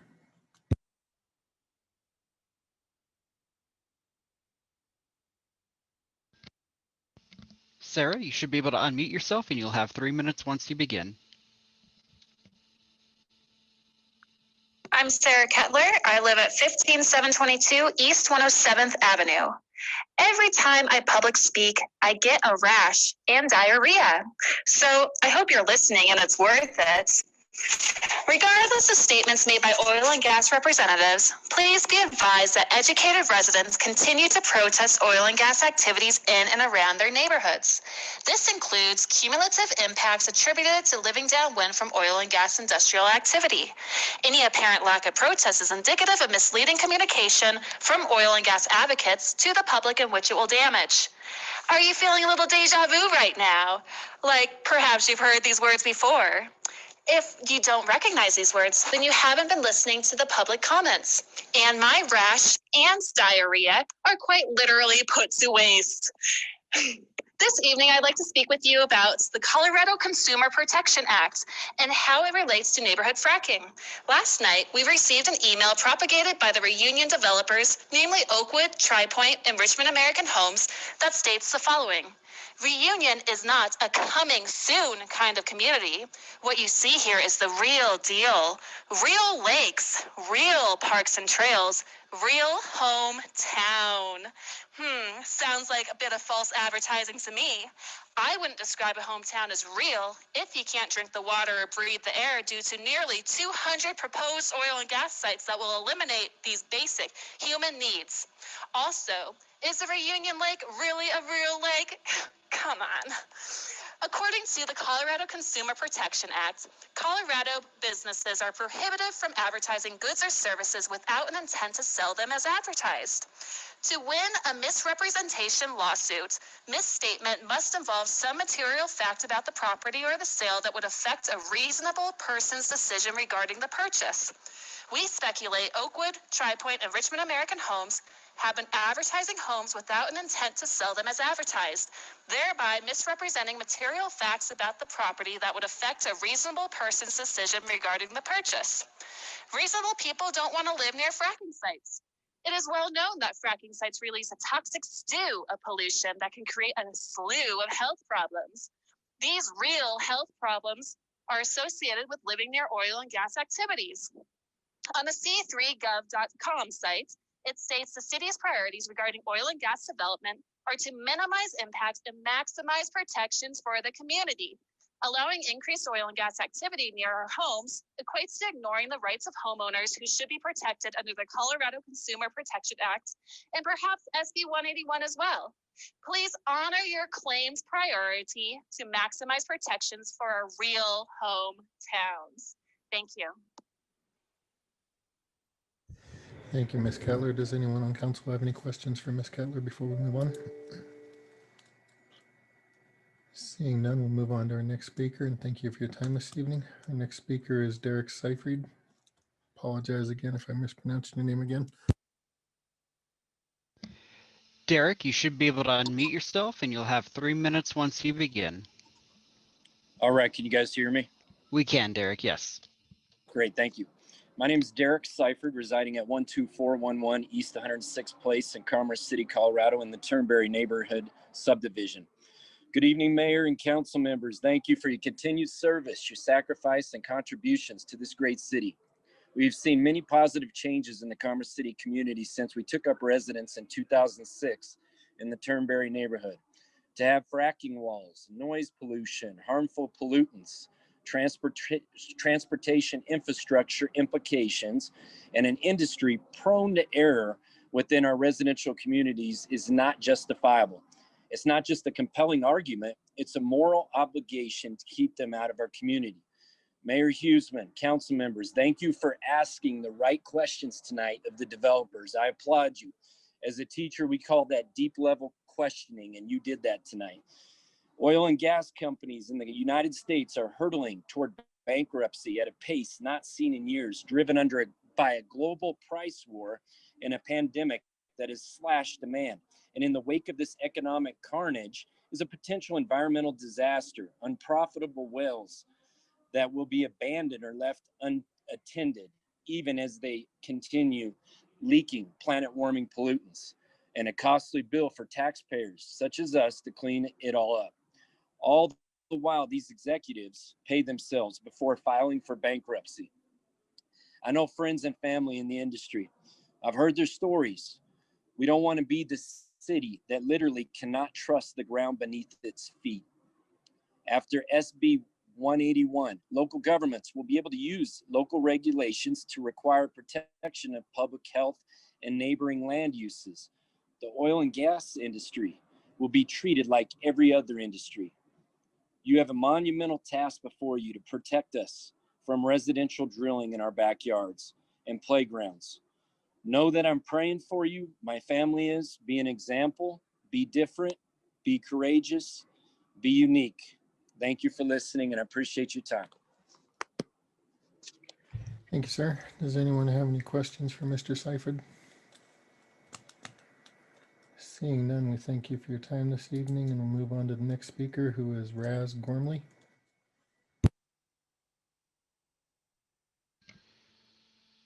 Raz, if you're in the meeting, and hit *9 on your phone or use the raise hand function in Zoom.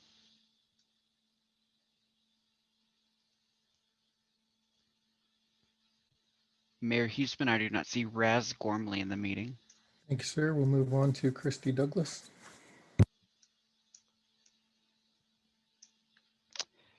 Christy, if you're in the meeting, you can hit *9 on your phone or use the raise hand function in Zoom. Okay, she's under Steve's account. Christy, you should be able to unmute yourself, and you'll have 3 minutes once you begin. All right, and can you hear me? We can, Christy, yes. Very good. My name is Christy Douglas, and I come to you as a concerned resident. I also serve as the co-chair for the citizens group North Range Concerned Citizens, or NRCC. I speak to you tonight, however, on my own behalf. I'd like to start by saying that as a layperson, I find all of this very confusing. So I'm not sure if my suggestions will fall on deaf ears. So I come to you tonight, knowing that what I really want is not to let the petroleum industry into my community at all. With that said, I urge you to do whatever you have to do to adopt the rules Boulder has put in place, especially in regards to financial assurances and their 2,500-foot setback, which in fact I feel should apply to both existing and proposed residential and schools. This would take care of the reverse setback issue. There is no such thing as safe drilling, so residential and drilling cannot coexist. I got this quip from someone who works in the industry, and he said, there are 3 things that you can't control or predict, but need to anticipate, because something will eventually go wrong that could cause a disaster. The first one is Mother Nature. The second is human error. And the third is equipment failure. Once you punch that hole in the ground, you can't turn back. We have no way of what will happen in the future. I've yet to go to a fracking site without seeing danger signs, warning signs, no trespassing signs with warnings for dangerous toxin exposure. These gases kill or explode easily. They also migrate. They are odorless and colorless, and you won't even know you've encountered them until it's too late for you to do anything about it. That doesn't even include the toxins that cause cancer and other health issues. So not to negate the hard work it took to develop the amendments, maybe you need to either make this a living document and educate yourselves on the things the petroleum industry doesn't want you to know, so you can make the changes that you need to before it becomes permanent and closer to the intent of SB 19181. And I don't know if I have any time left, but I want to remind you that in 2012, there was an extraction agreement, Article 5, Performance Standards 5.6, Rocky Mountain Arsenal, National Wildlife Refuge, and Bar Lake State Park setback.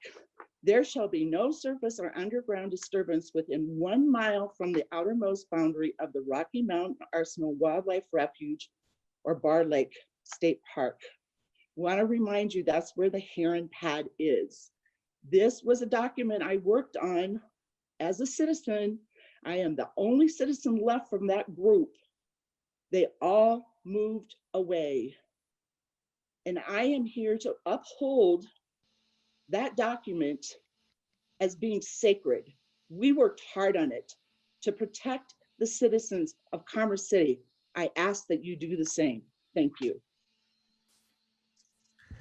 Thank you, Ms. Douglas. Does anyone on council have any questions for Ms. Douglas? Seeing none, we thank you for your time. Move on to the next speaker, who is Brittany Severin.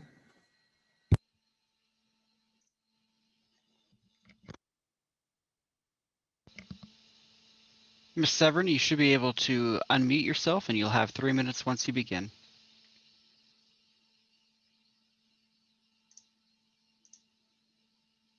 Hi, can you hear me? We can, yes. Okay, hi. My name is Britta, and I've lived in Reunion for almost 10 years. I'm the mother of 3 young children. We moved out here to get away from, I guess, the city, the pollution, the noise, and to live a better life in the suburbs. We did not move out here to live in a fracking well and next to fracking wells. Fracking really scares me. The fact that they don't disclose the chemicals that are linked to health concerns. And if someone would get sick, the burden of proof would be on us, and we would be going against a billion-dollar industry trying to prove. We don't know the impacts that it's going to have on the future environment. We've already seen in other states sinkholes and earthquakes due to too much fracking. I know where I live, if I look up north, I should be seeing a mountain range, but all I can see is a brown cloud floating over a residential farmland where a lot of fracking is. There's also no control of where the fissures are developed in the ground. They have an idea of where they want to go, but you can't control that completely. Water is another thing. There's millions of gallons of water for one well. And not to mention that if the chemicals contaminate the water, our water, contaminate the underground water. And I guess I just want to sum this up to say that once you frack, there's no going back. We can't change it once it's done. And we should be fighting for other things here in Commerce City and not for the fracking industry. So, council, I ask you to represent the community and not the oil and gas industry. Thank you. Thank you, Ms. Severin. Does anyone on council have any questions? Seeing none, we thank you for your time this evening. We'll move to the next speaker, who is Steve Douglas. Steve, you should be able to unmute yourself and you'll have 3 minutes once you begin. Good evening, council members and mayor. This is former Commerce City City Council member Steve Douglas, and I'm urging my fellow council members that I served with in no 7 out of the 9. And we need to make sure that the rules that go in are strict to prevent from what you've heard from other cities, the heartache and the issues that cities will have. Right now we're going through with Suncor, and that's been crazy. We don't need to have 20 years from now, same incident that would occur, that could happen if drilling happens. Where people are coming to the city and wants to sue them. So I'd say that as far as enforce the new land use authority, enforce the new state regulation of 2,000 feet setback, a hard setback, not a soft setback. Honor 384 public comments opposing drilling in Commerce City. Honored a 1 mile setback that my wife just explained back in 2012 that I was part of council and she was part of the resident on a task force. But see, you should have, and there should be one or the other. When you drill, you should have to wait 10 years before you can develop that area. And just to see if anything's gonna happen as far as explosions or leaky pipes. The Heron pad is too close to a wildlife refuge, which is right across the street. And there's, and the water is the First Creek water and also the 100-year floodplain. Heron pad approximately has 1,000-foot setbacks supposedly from groundwater, but right now there's 50 existing water wells, 2 shut-in oil wells just to the west of the property, and also 1 abandoned well. Oakwood stated that Huron pad was not approved, that the developer would still occur, and that was back in 2019. Then were issued about radon gas in the Northern Range, Forever Chemicals, once that happens. As far as reverse setback, that should be at least 2,000 feet.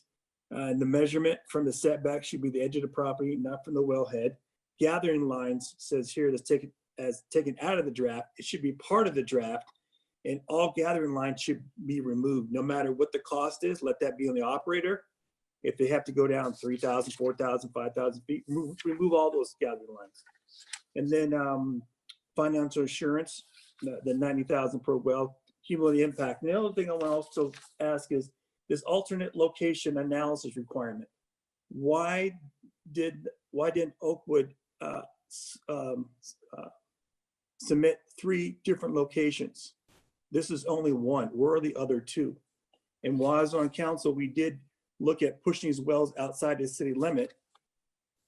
But here we are giving Full and Wider and Oakwood a pass, and that should not happen. Thank you. Thank you, Mr. Douglas. Does anyone on council have any questions for Mr. Douglas? Seeing none, we thank you for your time this evening and move on to our last speaker, who is Renee Millard-Chacon. Renee, if you're in the meeting, you can use the *9 function on your phone or the raise hand function in Zoom.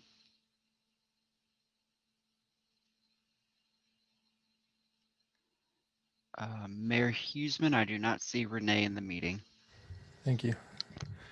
I'd like to once again say thank you to all the speakers who took time out of your evening to join us here and give your opinion and testimony on the proposed oil and gas amendments to our land development code.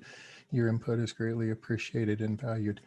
At this time, Mr. Gibson, would you please identify written comments that were submitted for this matter? Mayor Huseman, all written comments received by the deadline were published in the updated agenda packet earlier this afternoon. Thank you. And just so everybody is aware, you can go on the city's website with the calendar, pull the agenda down, and have a link to all those written comments. That is correct, Mayor. Those are provided in the attachment labeled written comments updated as of 2/11/2021. Great. Thank you very much. Next up, we are going to go through the staff amendments. There are 2 ways that we can do this. We can either have a motion to adopt all staff recommended amendments, or we can individually review each staff amendment.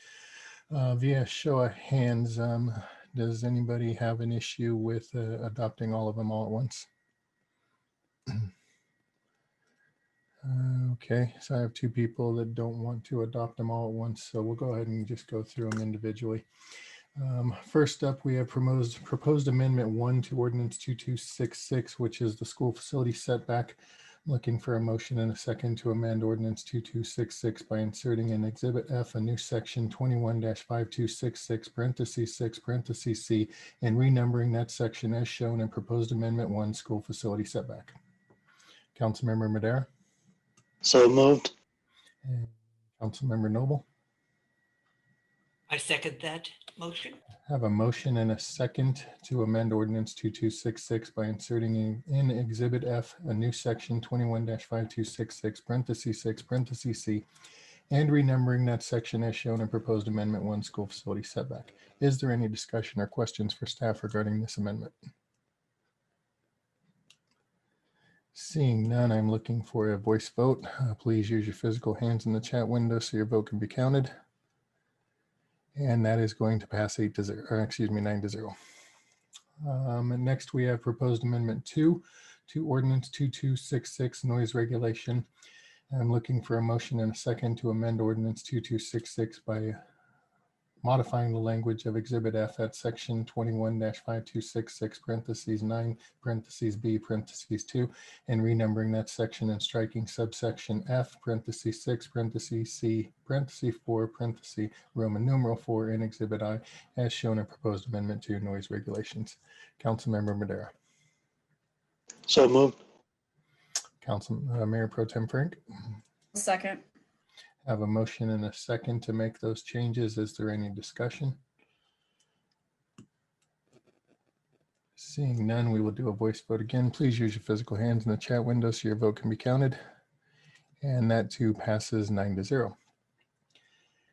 Next is proposed amendment 3 to ordinance 2266 for community outreach. I'm looking for a motion and a second to amend ordinance 2266 by modifying Exhibit I, Section G parentheses 1 by modifying subsection A and adding a new subsection parentheses B as shown in proposed amendment 3 community outreach.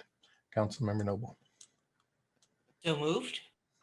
Councilmember Madera. Second. Have a motion and a second to amend ordinance 2266 by modifying Exhibit I, Section G parentheses 1 by modifying subsection sub parentheses A and adding a new subsection sub parentheses B as shown in proposed amendment 3 community outreach. Is there any discussion or questions for staff? Seeing none, please use your physical hands in the chat window so your vote can be counted. And that too passes 9 to 0. Lastly, we have proposed amendment 4 to ordinance 2266 location pictures reclamation. I'm looking for a motion and a second to amend ordinance 2266 by modifying Exhibit I, Section I, beginning at page 24, line 31, by adding a new subsection 1 and renumbering that section as shown in proposed amendment 4 reclamation location pictures. Mayor Pro Tem. So moved. Councilmember Madera. Second. I have a motion and a second to amend ordinance 2266 by modifying Exhibit I, Section I, beginning at page 24, line 31, by adding a new subsection 1 and renumbering that section as shown in proposed amendment 4 reclamation location pictures. Is there any discussion or questions for staff? Seeing none, we will do another voice vote. Please use your physical hands in the chat window. And that too passes 9 to 0. So all 4 staff amendments passing 9 to 0. Next, we have the Planning Commission amendment. Do any council members wish to make a motion regarding the amendment recommended by the Planning Commission? Councilmember Grimes. I move to amend ordinance 2266 by substituting Exhibit G with the proposed amendment 5, Planning Commission recommendation of revised Exhibit G. A motion to amend ordinance 2266 by substituting Exhibit G with proposed amendment 5 Planning Commission recommendation of revised Exhibit G. Is there a second? Councilmember Hurst. I'll second. Have a motion and a second to do so. Is there any discussion or questions for staff regarding this item? Councilmember Hurst. Just about to put my hand down, apologize. Councilmember Noble. Thank you. I'd like to point out that Fort Collins has a reverse setback of 1,000 feet. So this is not novel. There are also reverse setbacks in the communities of Windsor and Erie. In addition, other communities are doing them. Broomfield is in a moratorium right now, a fairly lengthy one, I might add. And they too are looking at a reverse setback. As you heard in the article that I read, they're looking at a reverse setback of 1,320 feet. I think that the important thing here is that there is no obligation to anyone other than the public health and safety of our residents. Thanks. And so I will be voting no. Councilmember Madera. Yeah, I just want to verify with staff. This is reverting back to the original tiered language, right? For 300 to 500 feet based on the number of wells. Yes, Mr. Madera, for wells of that are permitted but not entering completions, there are no new residential lots platted. I'm sorry, I think I may be within 1,000 feet of that site, but for permitted wells that have entered completions but aren't plugged and abandoned, or the permit is revoked, then no new residential lots can be platted within certain distances between 300 and 500 feet with differing categories of well counts. 1 to 10 wells is 300 feet, 11 to 24 wells is 400 feet, and 25 or more wells is 500 feet.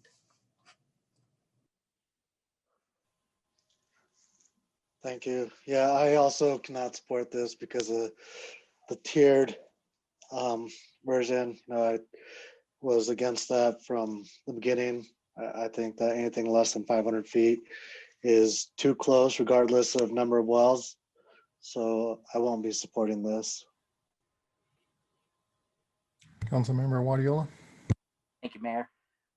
Yeah, I just kind of, I think council directed staff to 1,000 feet and now we're going back.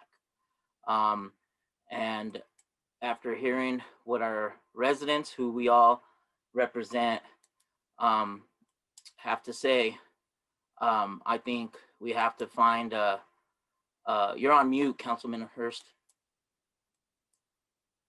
I think we have to find a great balance because I think that's what we have to find, a balance. 300 to 500 is too close. And one thing that struck out of public comment is, doesn't matter if it's one house or 10 houses, right? Doesn't matter if it's one well or another 100 wells or 30 wells.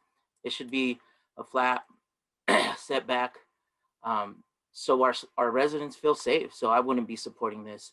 I think if we could have a conversation on what a good compromise and balance is with the rest of our colleagues, I'm open to that, but I wouldn't be supporting as is. Councilmember Hurst.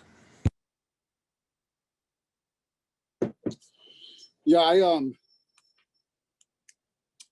I specifically remember the doctor who runs CDPHE's air quality monitoring system come to our meeting and tell us they have not ever once detected a level outside of their recommendations at an oil and gas site.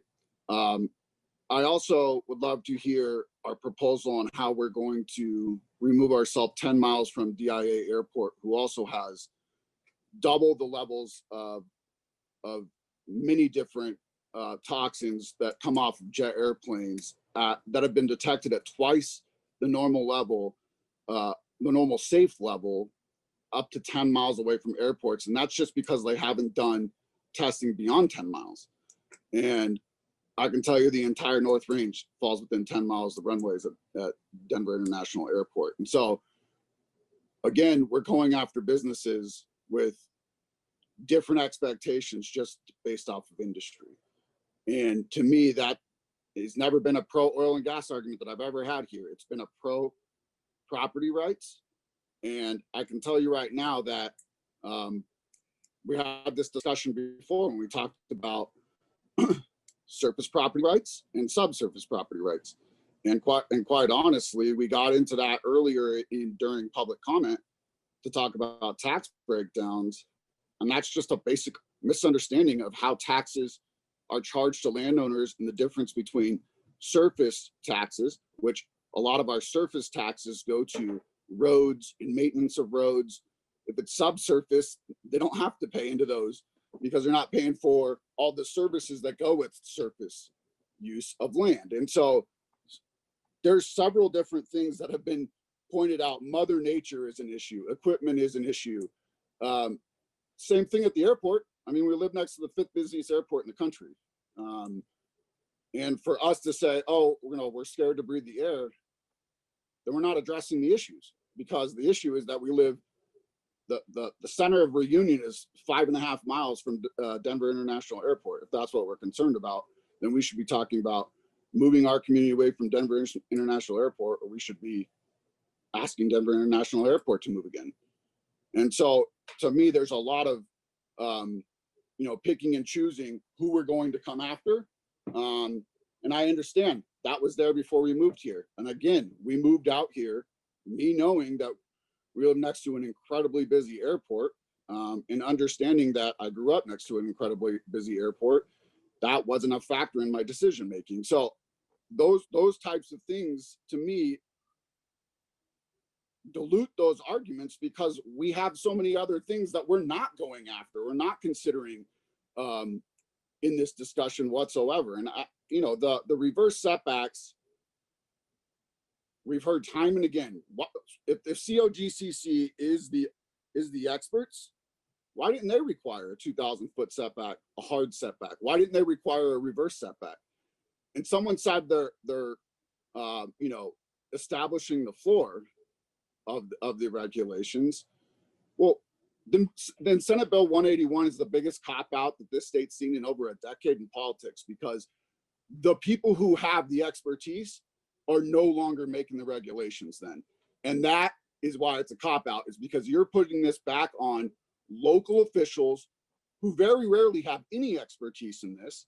And so we're supposed to listen to very passionate, from both sides, very passionate folks who don't all call in and be able to talk on these meetings, all from both sides. I'm not saying, pro or against, because I definitely, I know we all hear both sides, or at least I hope we hear both sides. To me, there's just so many arguments lost in the emotions of this that, we continue to call landowners of land in Commerce City different than a resident. They've owned land here for 100 years in some situations. What makes their rights less valuable than anybody else that lives in this community? That's my argument. Has never been pro oil and gas. My argument's never been anything but there's a slippery slope when it comes to land rights, and it's getting pretty steep here. And if we're going to allow for this, there's a lot more regulation that could come sliding right down on top of you when it comes to what you can and cannot do on property that you own. And so to me, it's not, it's a compromise that we have to find. Of course, I want to regulate. Of course, I think 2,000 feet away from schools is a number that I'm getting from what I would consider the experts. I'm not an expert there. If they picked 2,500, I might have said 2,500 is great, or 3,000 is great. But we're supposed to look to the COGCC, which is a bureaucratic process that overrode a voting outcome. And so I'm not exactly sure, how that's supposed to supersede, but that's who we're looking to as the expertise. And they put a 500-foot setback as their hard setback. And then it's soft at up to 2,000 feet. So I, as somebody who's voting, is going to listen to an expert, take their advice, and then come up with something different with no expertise in the area. That just seems ridiculous to me. And so we are relying on the experts to set the standard. And I think we've met and exceeded the COGCC standard in multiple portions of this regulation. And so based off of what the experts are telling me, I feel like we have done our due diligence on protecting our community and protecting the environment and everything else. And to tell you the truth, not one single person gave me evidence or facts that changes what anybody at the COGC has decided. Councilmember Wadiola. Thank you. So Councilman Hurst, you said you're willing to do a compromise, right? So that's all I was saying. And so that's what I was talking about, a balance and a compromise that we have to come to. I think we have to take in consideration the stories that our residents live through. They might not be experts, but they wake up every morning just like you and I in this community. And if they don't feel safe, to me, it's not just because they're not experts, but I got to take them in consideration as my job, as I represent all of them. I got to represent my neighbor who's in the oil and gas field and the industry. But a compromise is what I'm asking for. You know, I don't know about DIA. We're not discussing DIA. You know, we're talking about reverse stepbacks and oil and gas right here. So that's all I was asking, is to see if we could have a discussion about what type of compromise we could have with reverse setbacks, taking all folks in consider about this. It's a passionate subject. And we, as a council, directed staff to do 1,000, and now we're going back. We said 1,000, January or July 27th, we directed staff to do 1,000 reverse stepback. That's what we said. Thank you. Councilmember Madera. Yeah, and I was going to propose a compromise of 650, kind of the midpoint from the lowest on the tiered to 1,000 that we currently have proposed in the land development code. But my issue becomes, we refer to mineral right owners as landowners, but once they sell that land, they're no longer the landowner. And so they still have the rights to those minerals, but now the impact of that drilling is affecting somebody else. Because if they were living on that property and had that mineral right, they could drill as close to their house and I would not care, because it's them that's living with the impact of drilling. And that's not the case here. Once you sever those rights from the property rights and the mineral rights, now you're putting all of the impact on the person who's in that home.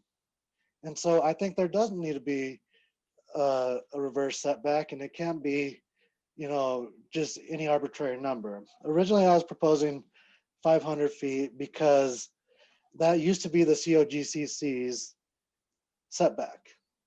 They had science behind that was a safe distance. And, you know, from what we've seen on their new rulemaking, maybe that's not the case. There's other influences that affect that decision. So, you know, after this vote, if it fails, I'd like to propose a new amendment and come somewhere in the middle of the two. And hopefully we can get some consensus of that, so we're not, you know, taking as much as, you know, 1,000 feet.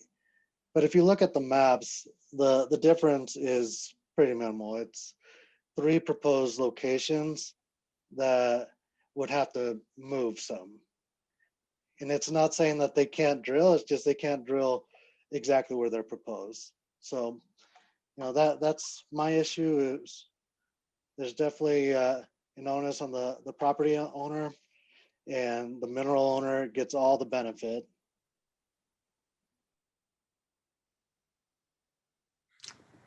Councilmember Grimes. Thank you, Mayor.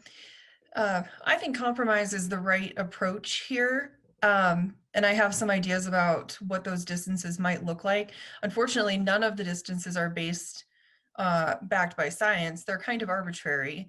But I do agree that there needs to be some sort of reverse setback. It was an idea that I originally proposed in the focus group before I was on council. And, you know, I think what we need to consider, though, is that the COGCC, who is the expert in the field, who has written the rules, the baseline, if you will, has proposed nothing for a reverse setback. And so I think really, if we look at what this council wants, or seemingly wants, you know, the 1,000-foot mark is what it feels like we're kind of headed towards. I think that 500 is really the compromise, because we're looking at 0 or 1,000. I also think it's really important to consider what our planning commission is recommending. They are a group of citizens who live in our community. They are our residents, and they unanimously are recommending to revert back to the original language. And I think a part of that is because of agreements that have been made and lots of work that has been done over the years by previous councils, by the desire of previous citizen groups to grow our northern range. And so I think that it is a little bit short-sighted to just say that we don't want to accept the findings of the Planning Commission. I look to them as a resident guide in some ways. They're representing voices as well, and they live in our communities. And so I would be willing to make an amendment, and I will ask Robert for help with this, to go to 500 feet straight across as a compromise between 0 and 1,000. Member Grimes, you're suggesting that you would modify your motion to basically be a new motion that would be to amend Exhibit G at line 7 to replace 1,000 feet with 500 feet. Exactly. Technically speaking. Okay. So that wouldn't need the requirement of the second's consent. Otherwise, it would just be a withdrawal of the motion, Mr. Mayor, but you could certainly ask it. Mr. Hurst? Yes, I'm okay with that. All right, so the motion now has been changed to replace Exhibit G with a modification of 1,000 foot to 500 foot. What this means is that no home would be able to be built within 500 foot of a producing well. Councilmember Noble. I'd like to point out that there is a hard setback of 2,000 feet from schools that is based on science. 2019 report from the CDPHE explained about the ill effects of living at 2,000 feet. They did not study beyond 2,000 feet, but they studied at 2,000 feet. So the compromise, in my opinion, is 1,000 feet. It is most certainly not 500 feet for anyone who is coming into an area and buying a home that is atop a 24 well pad. We're not talking pump jacks like that cute little PetroShare pump jack that they just pulled out at Tower. We're talking 24 wells along with the accessories and the facilities. That's a lot of material. We're also confusing apples and oranges here. A reverse setback is different from a setback. The COGCC has no jurisdiction over reverse setbacks. They don't set a reverse setback because they don't have land use powers. They have oil and gas regulation powers, not land use. We're doing land use. Thank you. Councilmember Hurst. First of all, Councilman Gordiola, I apologize that my mouth was, or that I was speaking while you were speaking. My wife and children just came home and walked down in the basement. So I was saying hi to them. So I apologize for that first off. But in the sense of COGCC doesn't have the authority to set a reverse setback, then they shouldn't have the authority to dictate land use on hard setbacks. It just doesn't make any sense for them to have that overriding capability in one, but not the other. That doesn't make a ton of sense to me. So, and Councilman Gordiola, I was really only stating because the 1,000 foot setback is still in play. I mean, that's what that's what's currently written in, and they're asking, or they are making a suggested amendment that we don't have to accept. And so my argument was simply for aligning with their suggested amendment, and that's where I was last time we had this conversation. And so I'm hoping that it's not surprising. And then when it comes to the reverse setbacks, I'll continue to make the same point as I made last time, but I would like to ask one clarifying question. One of the things that the reverse setback was discussed about was, they can always come back and turn a well back on, or they can come back and do more drilling. And to me, the reverse setback, as well as the current standards that we would have, so if you built a house at 501 feet away, just for sake of argument, they wouldn't be able to come back and re-drill that well because now it's not within 1,000 feet.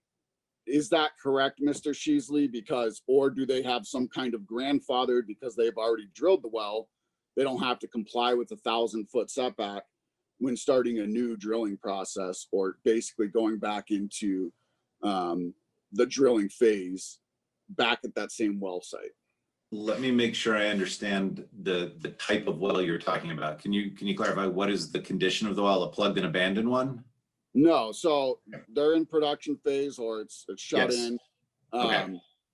And we, because say we had a 500-foot reverse setback and someone built a house at 501 feet to the measurement.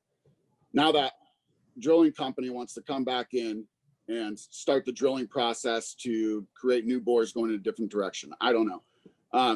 They're not grandfathered in, right? They now are not capable to come back and start that process all over again at the existing well site because it's now within 1,000 feet of the setback or whatever the permanent hard setback will become. I will ask for Mr. Martinelli to correct me or Mr. Hayter to jump in. I do believe they would be grandfathered under the draft because if it's permitted, until the time it is abandoned and plugged in accordance with COGCC standards, then the shorter setback wouldn't apply. If their permit is still valid, there's no restriction on that permit. Dominic, is that correct? Yeah, so I think Councilmember Hurst, I'll kind of outline, I think, a couple key critical components of how this would work. So ultimately, at a minimum, we have 1,000-foot setback from a new facility to existing homes. Ultimately, let's say that the reverse setback ends up being 500 feet. I think one of the key considerations to keep in mind here is the permit lapse term. So we do have that 3-year term at perm or until the time that it's congruent with the COGCC permit. So ultimately, this 1,000-foot setback applies up until the point that the drilling and completions phase has been completed and it goes into production. And the reason that was sort of structured was due to probably about 80% of the impacts being during the drilling and completions phases. Ultimately, if it's a producing well, then you would be able to go down to the lower reverse setback value. And then if it's plugged and abandoned, if it's gone through the proper Form 6, where it's a plugged and abandoned well, then that's when the 50-foot setback would kick in. Ultimately, I'm not aware of any circumstances after a well has been plugged and abandoned that they actually go back and re-drill that well or anything like that. A lot of times they'll actually form a private agreement between the landowner and the operator that basically states it's a plug and abandon agreement where there's often a provision to not allow drilling at that location again. Yeah, and I appreciate that explanation, Dominic. I might have not appropriately used the right terminology for this, but we heard several times in these discussions over the last 2 years that potentially 10 years later, it's still producing, but 10 years later, they come back and they can have spikes in levels of pollution because of the operation that they're doing. I'm not sure that it's actually drilling a new wellbore or going in a different direction or whatever the case may be. But it seems to me outside of maintenance, once you build a house at 501 feet, you wouldn't be able to go in and get to that same level of impacts that you had originally when you first started drilling. Yeah, and Matt, sir, correct me if you understand differently, but my understanding is you're not going to get to the level, ultimately, the intensity of doing 24 wells at once or anything like that. Often when they go back, the effects aren't going to be typically as intense as that initial process will be. No, they're not going to be as intense. There's a possibility that there would be some recompletions, but that is at this point a little bit of an untested technology. And if there was a recompletion or even maintenance activities, certainly there can be some impacts of additional traffic, but it's nothing like the initial drilling and completion operations. Yeah, and I want to address that because I thought the mayor made a good point back when we had that discussion last time about, you know, that process of coming back and those impacts that could come behind that. But again, you know, one of my issues that I've had with reverse setbacks is that we are making decisions for people before they even move here. And quite honestly, if we're looking at, you know, being very, asking developers or anybody who's selling a home, a new home, to be transparent in that process, as well as having posted land development and zoning maps.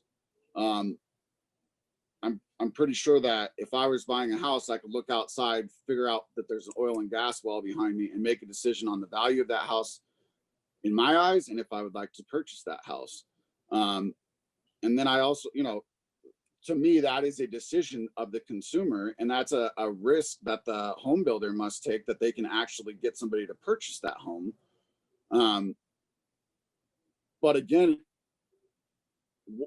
I agree with Councilman Bordiola that I'm looking for a compromise too. But that compromise, you know, we've heard 1,000 feet, we've heard 5,000 feet, but 1,000 feet is the number that was given originally, and then there was a compromise proposed off of that, and that's where the 500 feet comes. So the 2,000 feet that the COGCC has a hard setback on for schools, we already voted to put that one in, and so there's no, and we voted unanimously on that. But and I'm perfectly fine with that. But I also think, you know, somebody mentioned that kids should be protected at home, or, well, that's a parental decision that, you know, we're not here to make parental decisions. And so, you know, we're setting this, we're meeting the standards that the experts have set.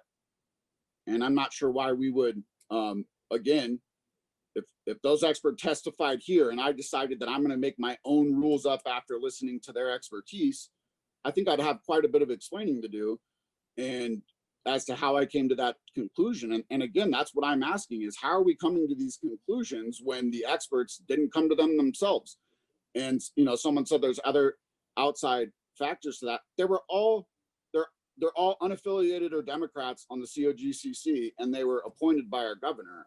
Not sure what kind of outside impacts that can have that would force them not to set what they would consider the safest distances back when setting regulation. Councilmember Wadiola. Yeah, I just wanted to clarify from Councilwoman Nobles. We're talking about reverse setbacks, and it was from 1,000-foot reverse setback that we directed staff. So, because you threw me off a little, we were talking about 2,000, but it's 1,000-foot reverse setback, and the Planning Commission, and I would agree with you, Councilwoman Grimes, that they are residents, and they, you know, they do a great job, but I think sometimes we have to really look at our role in that. I would be willing to do a compromise. So yeah, so we're talking about reverse setbacks, not the regular setbacks. Thank you. Councilmember Noble. Yes, thank you, Councilmember Guardiola, for making that point, because I think that point has gotten lost as to whether we're talking about reverse setbacks or setbacks. So reverse setbacks are new homes to existing wells. That's all we're talking about right here. And that point has gotten lost. My only point was, Councilmember Guardiola, is that we just voted unanimously on 2,000 feet for a school to oil and gas wells. And it seems to me that 1,000 feet is actually a compromise rather than 500 feet. 500 feet is between 0 and 1,000, but it's not between 0 and 2,000. We just voted unanimously for 2,000 feet and to tell families that. So that, though, that 2,000 feet was a setback, not a reverse setback. A reverse setback is strictly new homes to existing wells. And my only point is that our first duty to our community is the protection of their health and their safety. That is our first duty. Councilmember Hurst. I think the clear difference between a reverse setback and the setback is the impacts of the stage of the process. And so when we're talking about a reverse setback and suggesting 500 feet, it's because, as stated, 80% of the impacts are now gone. And so I would agree that if the new house was being built at the same time we were in the drilling phase, that we would need that more significant setback. But since all of those major impacts have since passed, that's why they have the number of wells suggested in the 300, 400, 500 foot setback, is because they understand, or it is believed to be understood, that the impacts beyond drilling and production have already moved past that, and we wouldn't be building houses there if they were still in that very impactful stage. And so again, we are past the most impactful parts when we're talking about reverse setbacks. And if we are not, then they wouldn't qualify to build houses there. And so that's where I'm missing the argument, is that we've already determined that we're past the most impactful portion of this operation, well past it, if 80% is already gone. And so you have 20% still, the impacts and the risk. I understand that it's not zero. And that's where the rest of the regulation seeks to mitigate those risks. You're never going to get rid of 100% of the risks here, just like we're never going to get rid of the 100% of risks in any of the businesses that come into our community. And so that's where my confusion or frustration, whatever you want to call it, is that we've heard several different times that the associated impacts and risks are during the drilling phases, and we've moved past that when we're talking about reverse setbacks. And so that's what I'm seeking to understand, is how are we defining this if that's what we continue to be told, is that the risks and the impacts, 80% of them we have a different standard and setback for during that time than we do after they're past those risks.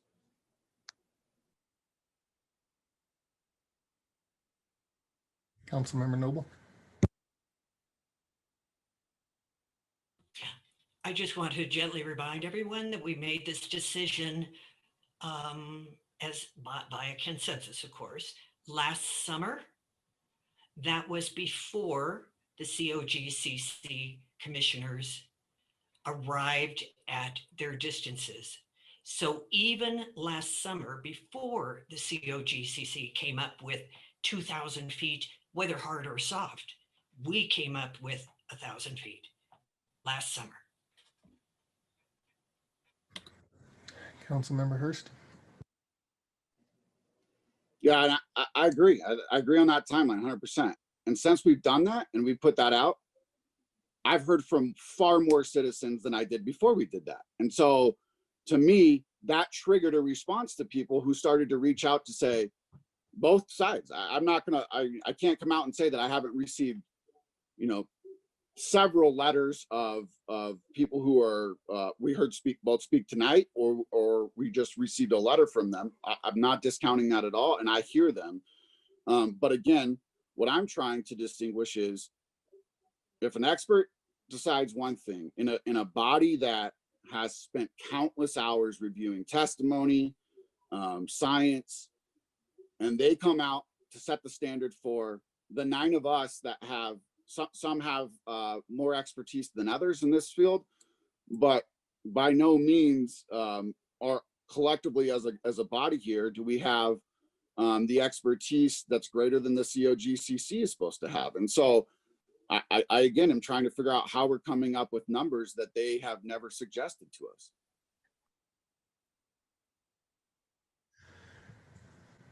Councilmember Grimes, you had your hand up. Did you still wish to comment? Not at this time, Mayor. All right. This time we're going to take a brief recess. Please be back at 9:07. Should give everybody a chance to use the facilities and then return to this debate.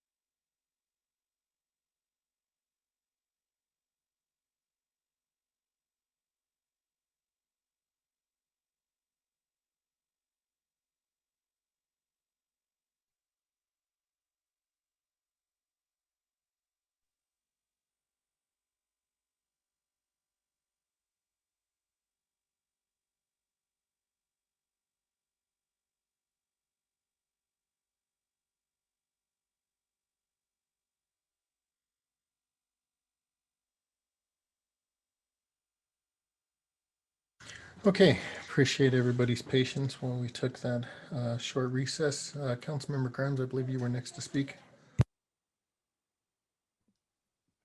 I believe I had my hand up, but had said I didn't have any comments at this time. Thank you, though, Mayor. Thank you. And there was another hand that was up that I don't see anymore. Councilmember Wadiola. Thank you, Mayor. Yeah, no, I just wanted to, I get what you're saying, Councilman Hurst, definitely. But I think the experts sometimes are our residents and how they feel. And to me, Councilwoman Noble brought up a good point. You know, we're doing 2,000. 1,000 is the balance, even on a reverse setback. With that said, I definitely understand that development and the agreements before. So, Councilwoman Grimes, I wouldn't be able to do a 500. I think the lowest balance I could take is a 750. And I think that's fair for our residents and our future residents to know that there is some sort of space in between, whether it's a plugged well, a 20% well, that it's not the 300, it's not the 500, but it's 750 that I think it's a good compromise for me. So I can support the 500 from hearing people's discussion. So thank you. Councilmember Madera. So, I mean, this is a difficult vote just because, you know, so much rides on it. You can't go too far out because developers and communities that are being planned are, you know, planning around these rules and regulations. And we all want to live in a, you know, beautiful master plan communities. So if we go 1,000 and then later on say, you know what, that's too much. You know, there's a bunch of brownfield over here and nothing's being done with it. And it's a eyesore. Well, now you want to move it, you know, to 750 or 500. Well, that community has been planned. You get some patchwork development that is not going to be, you know, the best that it could have been had it been planned and done right from the beginning. At the same time, you know, if you go the other way and you go too close, well, you can always bring that reverse setback in, you know, and build more houses if you decide to go that way, but you can never go the other way because once those houses are built, they're built. So I'm struggling, you know, I think, you know, when you think about it in terms of numbers, you know, 500 doesn't seem like that much, but that's almost 2 football fields. You know, that's quite a distance. And I'm not a physicist that can tell you how these emissions are going to disperse from a producing well and, you know, how much space they need to not be hazardous to people's health. But the COGCC for the longest time told us that it was 500 feet. Up until just recently, just this year, that was their science and what they believed was safe to be, not just from a producing well, but from, you know, developing and drilling. And, you know, my parents live out in unincorporated Adams County in our growth area, and they're right next to a well. So, you know, I know what it's like when they're developing. It's loud, it's obnoxious. They work around the clock, 24 hours. You know, they have the floodlights on at night, and, you know, that light pollution you can't contain it with those giant walls. I don't care if they're 30 feet or however tall they are. But once it's finished and it's producing, it's kind of just there. The nuisance is much less than, you know, what it was. And I think what Senate Bill 181 asked us to do was to, you know, be the experts. And as we know, you know, some of us have some experience in this area, but I don't think any one of us on council is, you know, an expert by any means. You know, there's only so much research you can do, and when you're not involved in that day to day, you're never going to be an expert.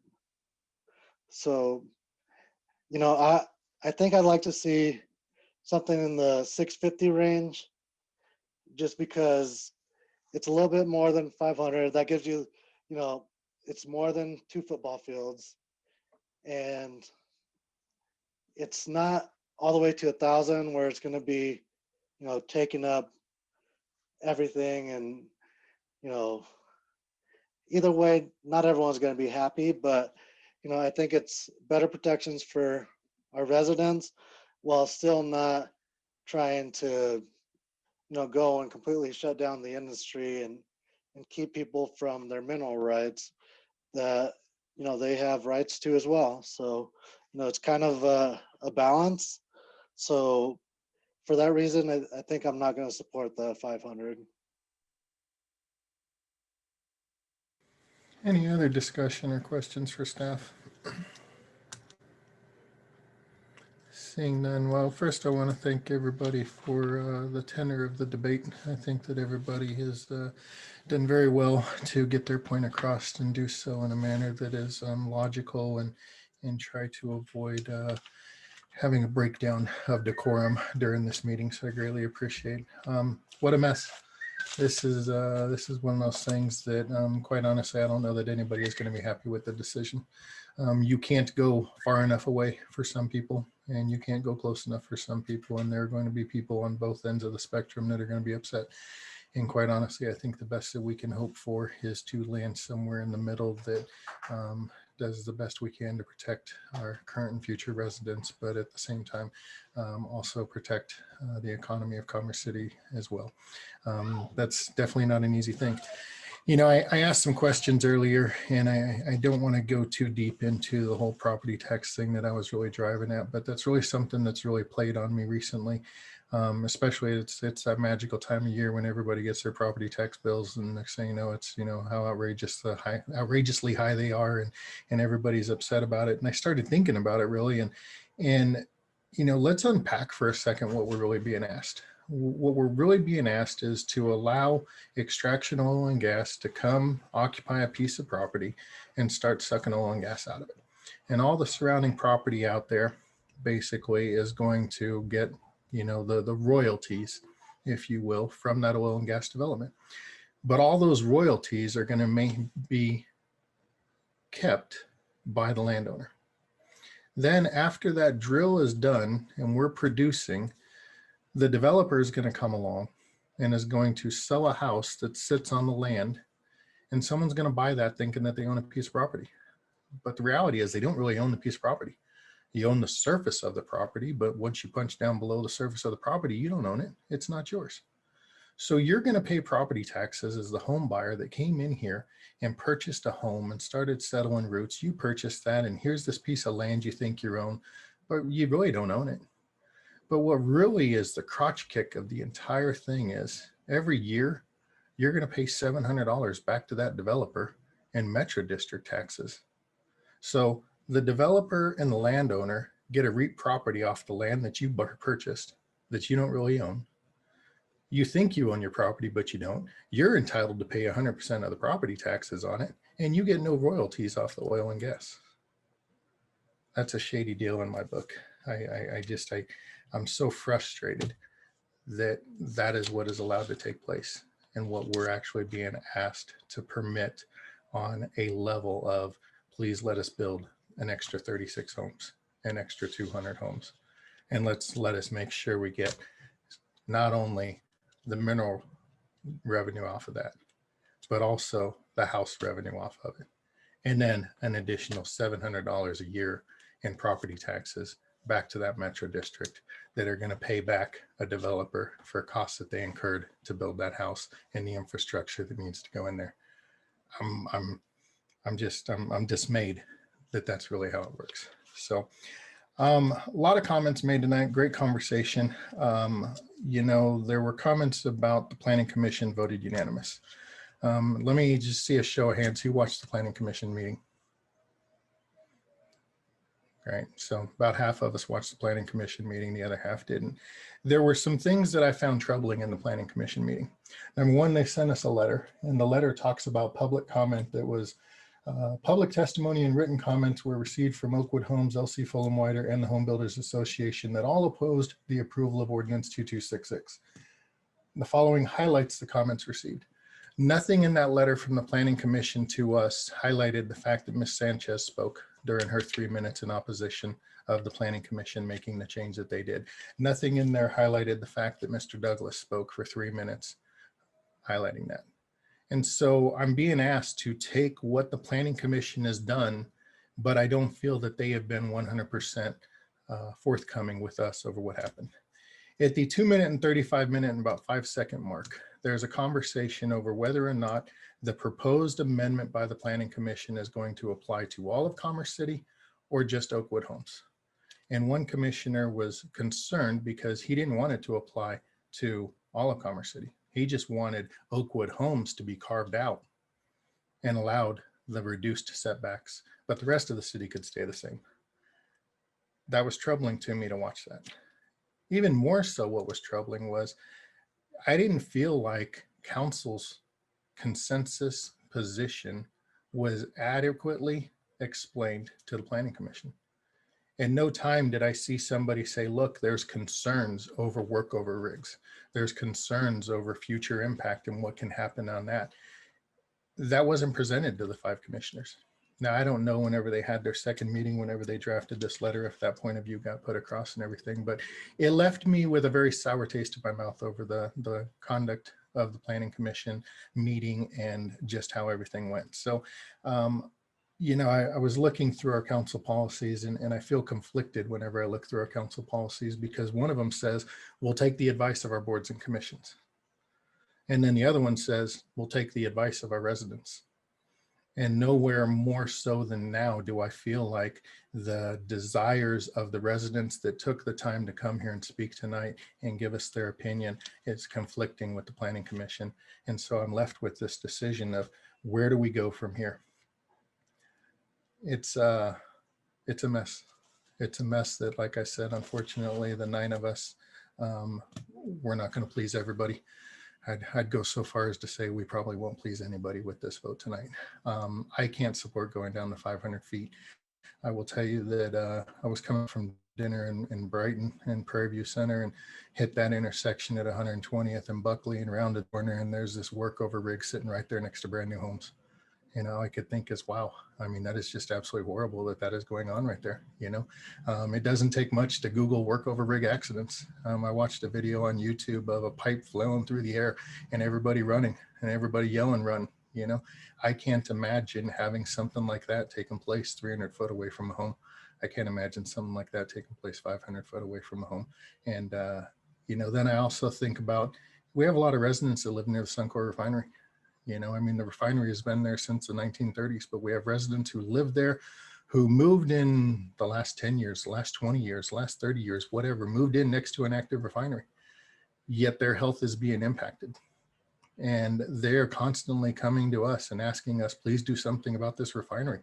And so why is it, if we are willing to take into account their feelings about living that close to that refinery, why would we turn around and do the same for somebody to purchase a home 300 foot, 400 foot, 500 foot from a producing well? And I get it. It's no longer drilling. I get that. But the fact of the matter is, until that well is abandoned and plugged, somebody may come along with a piece of equipment and erect a crane right there in front of your house and start hammering away. We've seen recently 2 different wells that have had to be worked on in Commerce City or within our growth boundary in the last couple of weeks.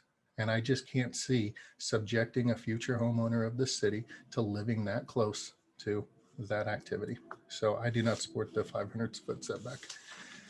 Councilmember Hurst. Yeah, just, you know, I wasn't trying to, you know, knock that the taxes are, you know, knock the position on the taxes are different from, you know, surface use, but that's who pays up. Those go to pay for the alternative would have been the city has to build the infrastructure, and that would have had to been taxed citywide.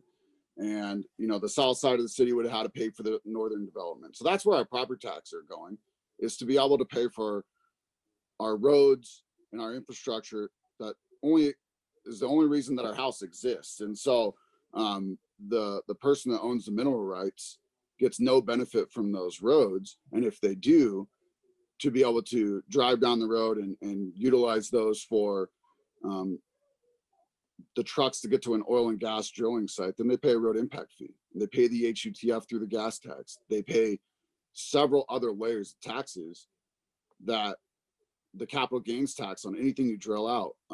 All of those taxes are built into that process. And if we're not receiving enough of those at, at Commerce City as the local, that's a whole separate issue at the state level that needs to be addressed. And so, the other thing that I'm not even gonna make that argument. I think I've said enough to where I just don't understand how we look at one person who has the same exact constitutional property rights as the next person, and we're setting regulations to make sure that the impacts of their operations on their property are not having the negative impacts of everybody else that lives in their neighborhood. We do that in a lot of other ways. So I'm 100% on board with regulations. But again, I've heard 500, I've heard 650, I've heard 750, I've heard 1,000, I've heard 0 credible recommendations that have science backed behind them, except the statement that the COGCC had science-backed information that said 500 feet for the longest time until this year. But what do they have after this year? Not one single thing has ever been presented to us in the 2 years I've been on council that tells me that a reverse setback larger than 500 feet is scientifically proven to solve the problems that we're talking about here. And so we're not relying on the science here, because there's literally nothing that's ever been presented to us that says otherwise. CDPHE's doctor that runs their program didn't say that. He said he's never once tested above legal levels at an oil and gas facility. And I asked him that question directly, and I asked him twice in 2 different ways to make sure I understood that right, because I was very surprised by that. So I just, again, from a property rights standpoint, we are regulating it. And it sounds to me that we're trying to find a regulation that's going to stop this from happening. And quite honestly, then I think we have other bigger problems there. So it's not that I don't want to protect us. Where is the evidence that's showing us that we need to go further? What's the expert that we're going to bring to testify to us that we all can trust, is giving us the science and showing us that this is why we need to go beyond a certain number? Because right now it feels like we're just throwing out whatever feels good or whatever sounds like we're going to appease the most people. There's nothing out there that's telling me that one number is better than the other. And that's really what I'm having a problem with. We're just, again, spitballing. There's no expertise behind what we're doing here. I appreciate your comments, and let me clarify, the $700 a year I was talking about, that's just for the land. That's not the total property tax bill that's going to go back to that metro district. That is just for the land, and you're assessed on the land itself, but you're not truly a landowner. Where is the science? We all unanimously voted to have 1,000-foot minimum setback. We unanimously voted and said 1,000 foot is the minimum setback that we want. And my question remains, if you don't think somebody should be able to drill within 1,000 foot of a home, then why do you think somebody should be able to come work on that well within 1,000 foot of that home? Why should they be able to erect a workover rig and start certifying the well or redirecting the well or whatever it is that needs to be done with that workover rig? You've already said 1,000 foot is the right number. You can't do those activities within 1,000 foot of a home. So why, after the well is done and the home is built, are you going to allow somebody to come in 350 foot from that home and have to work on that well? Because Matt Serra and Dominic Martinelli, both who we pay to be the experts in this area, have told us that the impacts of those operations are far less and have no proof that they are as impactful as the original drill. And so that's what I'm taking into consideration, is that the impacts that we've been told are significantly less in that situation during maintenance or any other workover, that if it fell into a re-drilling or back to the major impacts during the drilling process, they wouldn't be qualified to do that work anymore because there would be two houses too close to that. Okay. Councilmember Grimes. Thank you, Mayor. Just a couple of more comments, and some in response to some of your comments on the property taxes and such. And I'm going to look to Mr. Sheasley to help me with this line of thinking. But I think it's important to point out, it's very easy and we're quick to demonize an entire industry without a lot of science to back up our statements. Nothing that Full and Wider is doing is breaking the law. And I know that you feel like maybe the laws aren't good, and that's a fair feeling as well. But I think it's really important to point out that we also approved a metro district for the area that we're talking about, the Natural Resources Metro District. And I'd like some feedback, because I don't know it off the top of my head. I'd like some feedback, Mr. Sheasley, about what the financial impacts are to the operator as a part of being in that metro district. Does that pad pay taxes into the metro district on production?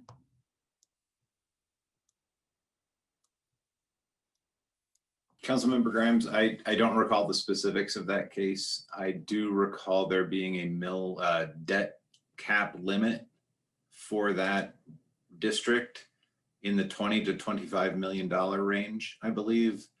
I'm sure there are various taxes that are paid, but the mill levy to the metro district was capped at that amount, as I recall. And the production would be subject to that mill levy as well, correct? I do not know the structure of their financial situation. I think that's a really important thing to clarify, because what we're trying to get at here is that the operator isn't contributing anything positive to our community. And I think that there was a deal structured with the use of a metro district that negates that point. And I think that's an important consideration as we make these decisions, not specifically to a reverse setback, but just in general.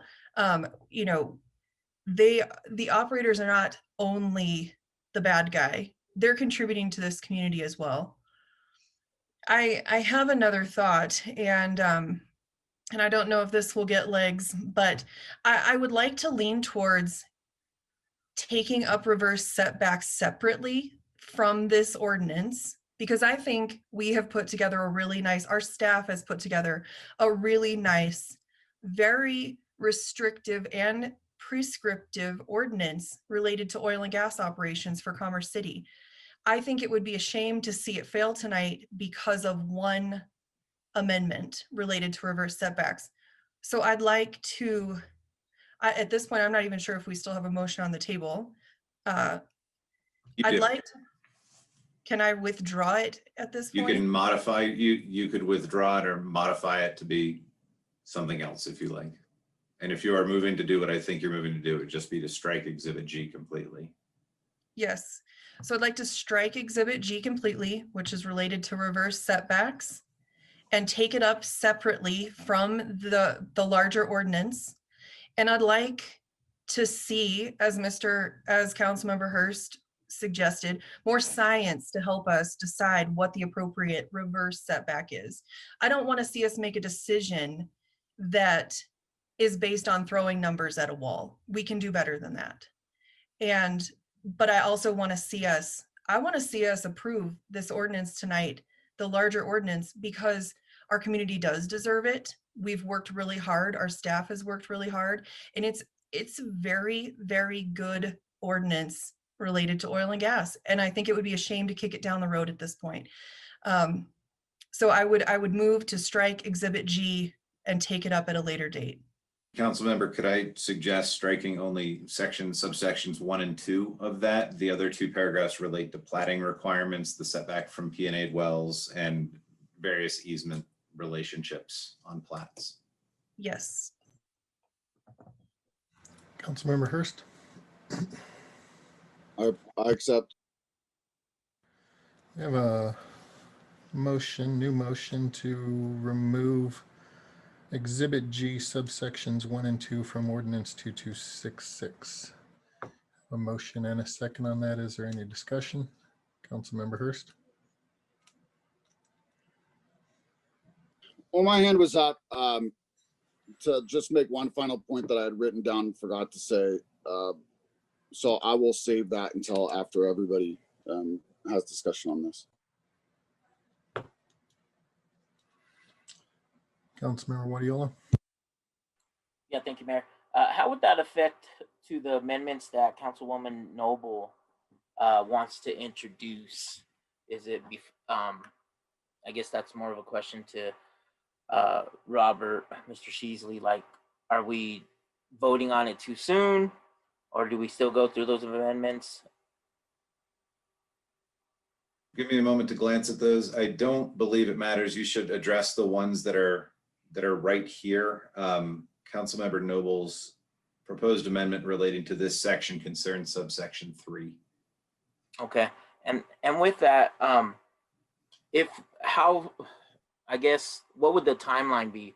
Because if we don't vote on those reverse step backs and say areas that are ready and there's no setback and they start building some roads right next to it, they can't, Councilman Hurst, or?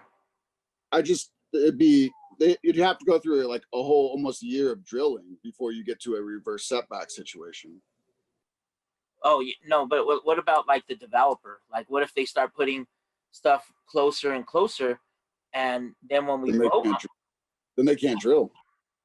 If I may, Mr. Guardiola, if things happened in the interim, first, the way that it is currently structured would be that it relates to platted properties. So if houses are platted, we'd have to address that. Once there's a plat there, there's much more of an entitlement and right to construct a home.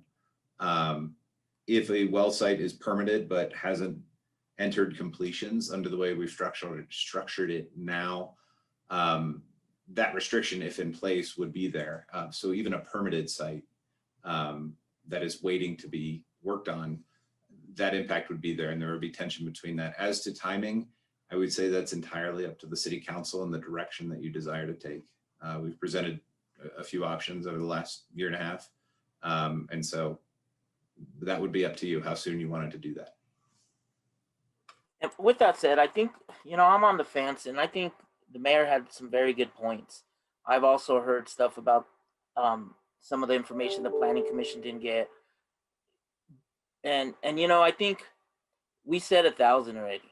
We directed that. We said 1,000, and now we want to bring the science in. Where was the science last time? Right? It's I get it. I think, excuse me, Councilman Hurst. I asked that same question last time when we went to 1,000. It was just some random number that we threw out. That random number makes our residents feel safe, and that's who we are obligated to represent, right? And if a resident's going to feel safe, a future resident, I think it's messy, like the mayor said, but I think we said 1,000, and we should just move on with 1,000. Honestly, I wouldn't support this. I think it should be included in the whole ordinance that we've been debating. I agree with you, Councilwoman Grimes. This needs to get approved tonight, or whatever happens to it. There's been great discussions on all parts. Our residents deserve it, but the direction was 1,000 already, and now we're going back on our own word. So yeah, I couldn't support that. I think it has to be included, and throwing numbers out, residents, we heard from the residents. We heard from developers and business people. No resident came and said, hey, yeah, we want 300 feet. I haven't heard from them. And so I wouldn't support this. I think we vote on it. We already said 1,000. We make it official and continue. Councilmember Hurst. Yeah, I got a couple things now, but we keep talking about mineral rights and reunion like that's the case everywhere in the North Range. I know more than 100 people that own mineral rights in the North Range. So the decision we make tonight affects their ability as well. Your next door neighbor may own their mineral rights. They can never, the way that we're going now, we're not going to be able to extract those if you do own them. If you live in the south side of, or the south side of the North Range, I'm sorry, the west side of the North Range, and you own your mineral rights, tonight, if we make the decision that we're leaning towards, you no longer have that right. It's not possible. There's not technology today that offers that. No, it is, Susan. I guarantee you, there's not a single location that will allow you to extract your mineral rights unless it's in your own backyard. And so when we talk about, the impacts or the decisions we make tonight are forever living, and we're going to have to live with those. What's going to happen when we start having to pay for the legal fees, when we start getting the takeaways? Who's going to live with those? When we can't do projects because we've moved our whole entire general fund into defending our position that we take tonight? What are we going to do about advancing to the problems that we've all identified over the last 12 months working together as a council, when the entirety of our money goes to fighting legal fees? I know it's not 100% guaranteed that that's going to happen, but we're mitigating risk in every situation that we're having, or every conversation that we're having here. And we have yet to talk about how to mitigate that risk. Because there's going to be, maybe not the properties that we're discussing here, strictly about Oakwood Homes, but that's not the entirety of the discussion we're having here. We have other approved communities that are out closer to E470 that we're not talking about, that are in our growth area but are not currently in Commerce City. And so eliminating the ability to have access to your mineral rights is not a reunion discussion. There's plenty of people in Commerce City that own their home, their property, and their mineral rights. And some people will say, oh, they offered me $270. That's when you say no. That's when you negotiate. And that's when you say, you're not getting them for that price. I'll wait till the market benefits me. And so to me, we're missing a whole chunk by just focusing on Reunion Ridge or what Oakwood Homes is trying to develop. This is an all-encompassing discussion, and it has very little to do with that one discussion that we continue to have when you look at the bigger picture. And so if I live in one section of Commerce City and I negotiated with the person who sold me that house that I wanted mineral rights as well, and I paid for that as value, now we're eliminating the value off that property because there's no longer an extractable resource under that because of the regulations in the area that won't allow for it. So I just want to know how we're mitigating all of our risks. Again, I'm not attacking protecting our citizens. I just don't think we're thinking about this holistically and about the impacts to our city that it could have if we do go the way that we're talking about. Councilmember Madera. Yeah, I won't be supporting this because, like I said before, you can always go closer, but you can't go, the other way. So, it doesn't make sense to pass the whole thing without this and just completely strip away those protections. To me, the safe play is you leave that in, you pass the whole thing, and then we revisit this after the fact to tweak it to where it needs to be. But,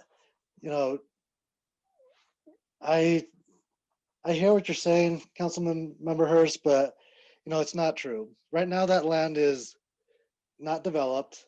It's zone agriculture. So it's either going to stay agricultural as it was before when the property owner owned it, or it'll turn into industrial or another approved use that can surround that type of use. So it's not necessarily a take, it's a change. Or, I'm looking at the map here. It just means the location of that well is going to move to someone else's property. The same thing happened to my parents. They came asked to, do work on our property. They wanted to give us $40 an acre for 10 acres, and we said no. And what they do, they moved to a neighbor that would approve that. And so it's not all or nothing. And so, I just can't support taking this out completely, because I do think that we need reverse setbacks. I think it really just comes down to, what's the number that we're going to settle on. And, I think 1,000 is too much. I'd, like to see less, but, if I think we need to vote and come up with the number. And yes, there's not a whole lot of science, because what the science did come back with is something that we weren't comfortable with, and council didn't want to go that direction, and that's why it ended up at 1,000. And sure, council was split on that. It ended up being 5-4. So, if we want to work through this some other time, we're going to have the same discussion. But completely striking it, that's just wrong. Councilmember Ellen Thomas. Yes, thank you, Mayor. I also don't feel comfortable taking something out and just waiting till a later date. I feel we've discussed this long enough. We've already, heard residents speak, and we promised already 1,000 feet. So I do think we need to take all of that into consideration. And I would like to, to leave it like it is and not take it out, and that we stick with 1,000 and, just move forward. Thank you. Councilmember Hurst. Yeah, I'm not sure how I was wrong, since we just approved Legato within the last 12 months with a well site built into the design. And so I know that they had opportunity to move it across to the other side of E470, but okay, cool. So we're not going to have it in our backyard. We're just going to, push it out into somebody else's. It just, some of our arguments are just not, valid, because we're just turning into NIMBYs again. Because surrounding us, Councilwoman Noble and I had a pretty good conversation yesterday, actually a really good conversation yesterday. And we were discussing about the county and approving 30 well sites in and around us. So I also am concerned about cumulative impacts. I'm not blind to that.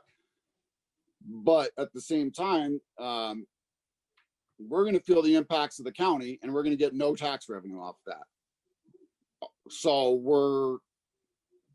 what are we doing there? I mean, where's our say in that? And we didn't promise 1,000 feet. We had a discussion in a study session and never voted publicly. And so we didn't promise anything. We had a discussion, and we asked staff to move forward, writing the land use development code as that for us to debate and vote on. So there's no promises made on anything yet.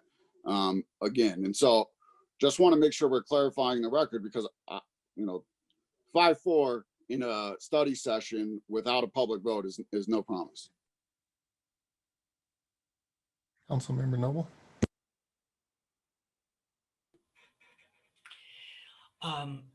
Since Adams County was brought up, I received an email tonight. Adams County commissioners are going back to the table on their oil and gas regulations. That was the announcement from the oil and gas liaison. I think they've realized that the regulations that they put in place following 181 have not been adequate. I would like to call the question. Can we have a vote on calling the question on this issue? Okay, so Mr. Sheasley has informed me that if somebody makes a motion to call the question, it is going to require a second. Do I have a second to call the question, Mr. Hurst? Not on that, sir. Councilmember Madera? I'll second that. Great, so I have a motion and a second to call the question. There is no public discussion. It is a voice vote. It requires 2/3 of the members of the city council to approve calling the question. If you approve calling the question, please use your hands in the chat window so that I can see them and count your vote. Again, this is just to call the question. And and that is going to go 8-1 with Councilmember Hurst voting no on calling the question. The motion is to remove the reverse setbacks from ordinance 2266. That is Exhibit G, subsection 1 and 2. We'll go ahead and do this as a roll call vote, please, Mr. Gibson. Yes, Mayor. Councilmember Madera, No. Councilmember Alan Thomas, No. Councilmember Noble, No. Councilmember Guardiola, No. Councilmember Hurst, Yes. Councilmember Grimes, Yes. Councilmember Smith, No. Mayor Pro Tem Frank, excuse me, No. Mayor Huseman. No. Motion fails 2-7. Okay, so we have not removed Exhibit G, subsections 1 and 2. Is there another motion on the table in regards to reverse setbacks, or can we move on to the other proposed amendments? Councilmember Madera. Yes, I move to make the reverse setback 650 feet, regardless of well count. Thank you. I have a motion to set Exhibit G, subsections 1 and 2 to 650 feet. Is there a second? Councilmember Hurst. I'll second. Now we have a motion and a second for 650 feet for the reverse setbacks. Is there any discussion? Councilmember Hurst. Yeah, I think that's, again, setting a good set in stone for a compromise, because it doesn't sound like we're making it much farther anywhere else. Councilmember Noble. Just to be clear, can someone on staff verify this? My recollection is that one of the changes involved a 20% reduction on setbacks and reverse setbacks. Potential 20% reduction. Yes, to clarify, so in Exhibit F, so 215266 subsection 17, there's a provision for a 20% waiver of either the reverse setback or the setback measurement, and that would have to be approved by Planning Commission and City Council. Okay, so a 20% setback on 650 would take it down to around 500, 520, I guess. Yep. 1,000-foot setback would take it down to 800. I can't support a 650 setback. Any other discussion? Councilmember Guardiola. Yeah, that's a very good point, Councilwoman Noble. Yeah, I wouldn't be able to support this.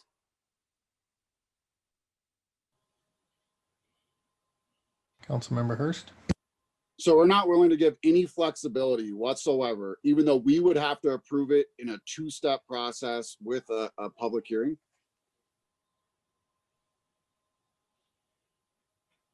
Councilmember Guardiola. I think we've given a lot of flexibility since it was 5-4 to go with 1,000 before. And with that 20%, we're down to 500. I think we're not given enough flexibility on the part of our residents that want to go further to 1,000, because we've mentioned that already and directed staff to do that. So I think we have to respect their will. The further, the better. So if I would even go with that 20% to 650, I would do that. I think that's a compromise. So that would go, what, 900, whatever the math is, to keep a 650. But 500, we're doing the same thing that the Planning Commission didn't take in consideration with our residents. So thank you. Mayor Pro Tem. Yeah, we directed staff, we came to a consensus on 1,000 feet. You know, I understand we may not have the science behind it, but we also did it to protect our residents, and that was what our residents asked of us, which is who we're here to represent.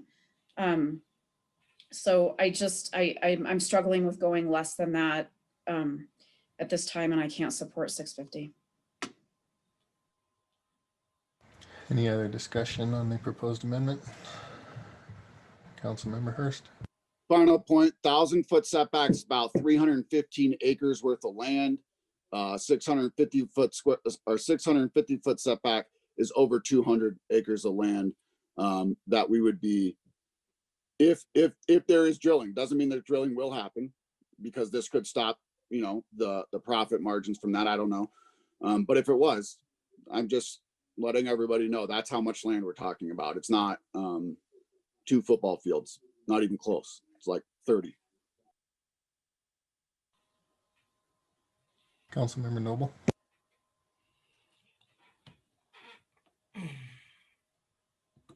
Oh, my microphone was open. Good thing I wasn't doing anything. Anyway, you know, back in the old days, when the COGCC fostered oil and gas development, this all made a lot of sense. But of course, they had a mission change, and that changed it. And do keep in mind that this reverse setback has only to do with residential development.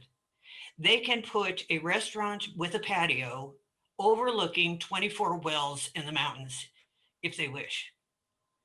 There's nothing that stops anything else. This is only residential. So 24/7, folks sleeping in their homes, playing in their backyards. It's saying, let's try and make them a little bit safer. And it's a start. And I really would like to stay at 1,000 feet myself. Thank you so much. Any other discussion on the proposed amendment?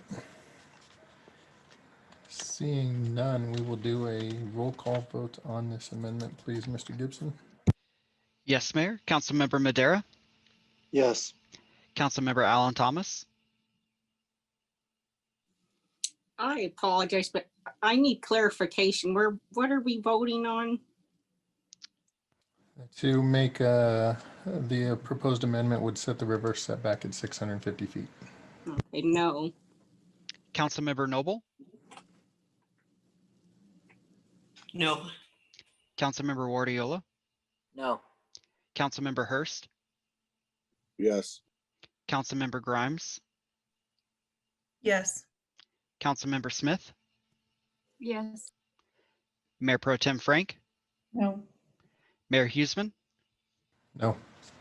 I have that motion failing 5 to 4. Yep. Or 4 to 5. Thank you. Yep. Okay, that is 2 strikes at the reverse setback. Does anybody care to make another motion regarding the reverse setbacks, or are we good to move on to the next 2 proposed amendments? Councilmember Guardiola. I'd like to motion to set the reverse setbacks at 1,000 feet, or yeah, I'm trying to read it. That's already included, so we wouldn't need that to actually be a vote. Oh, okay, my bad. Yeah. Is anybody, Mayor Pro Tem? I was going to second that. Okay, yeah, that is already part of the draft ordinance as it stands as 1,000-foot setback. Does anybody else have an amendment to adjust that 1,000-foot setback? Seeing none, we will move on to the next 2 proposed amendments. And Mr. Mayor? yes, ma'am. Given the lengthy debate we've had and the hour, I understand from Mr. Sheasley that amendments are also accepted or not accepted on second reading. And I would like to postpone my amendments to the second reading and move on to approval of 2266, ordinance 2266. Give me 1 second on that.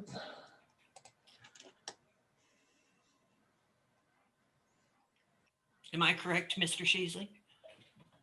Yes.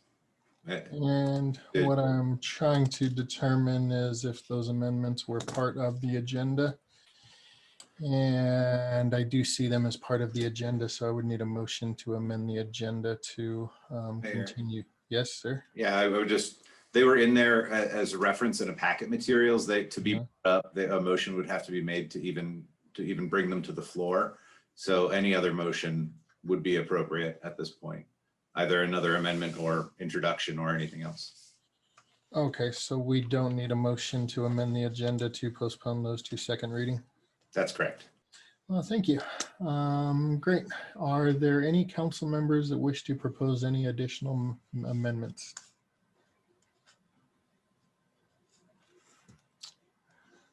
Seeing none. All right, now I'm looking for a motion and a second to introduce by council as seated and approve on first reading ordinance 2266 as amended. Councilmember Madera. So moved. Councilmember Noble. I'll second that. Have a motion and a second to introduce by council as seated and approve on first reading ordinance 2266 as amended.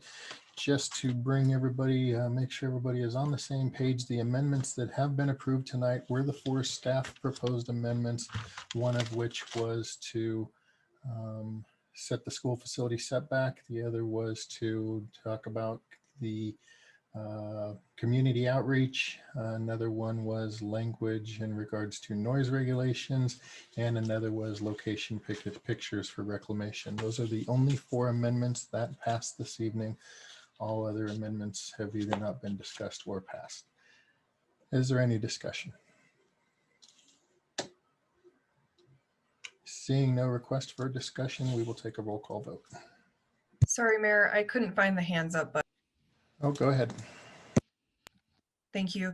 I just wanted to say that I unfortunately won't be able to support the motion tonight. I think that the inclusion of 1,000-foot reverse setback is a fatal flaw in the larger ordinance, and it carries some consequences that I think we're overlooking that are also going to affect our residents. And so for those reasons, I will not be supporting the motion tonight. Is there any other discussion? Seeing none, Mr. Gibson, will you please take a roll call vote? Yes, Mayor, can I read the title? Will you please read the title, then take a roll call vote?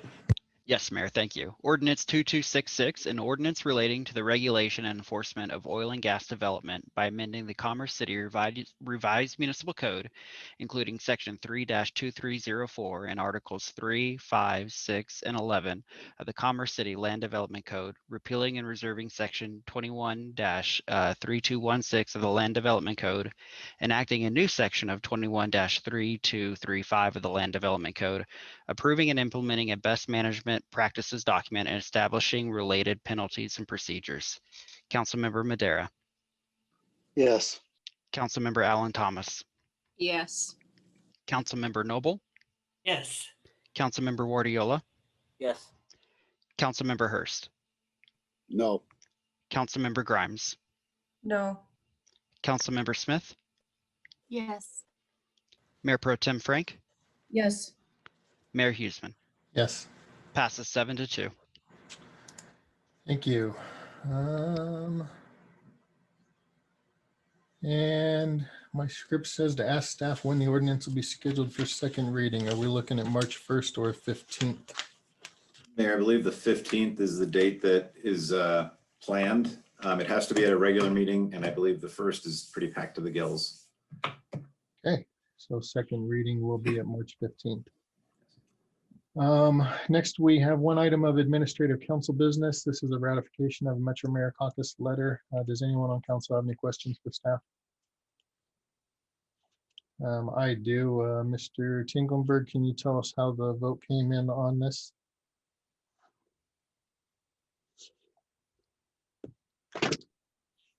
Yes, sir. We had 4 council members plus you, so it was 5. I didn't get a response from the rest.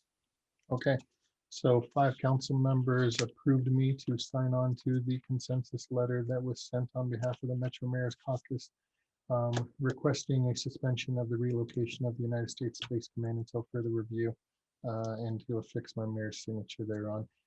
We will do a voice vote to ratify that. So everybody, please, if you are in a favor of me signing on to that letter, please raise your physical hand within the window. Mayor Huseman, I believe we need a motion and a seconder. Oh, yeah, we do. Councilmember Madera. It's getting late. I'll make that motion. Thank you, sir. Councilmember Hurst. I'll second. Thank you. So I have a motion and a second to allow my signature to be affixed on that consensus letter by the Metro Mayor Caucus. Is there any discussion? I see hands up, but I think those are just left over from the actual, thank you. So physical hands in the window, please. Your vote can be counted. And that is going to be a 9-0 vote.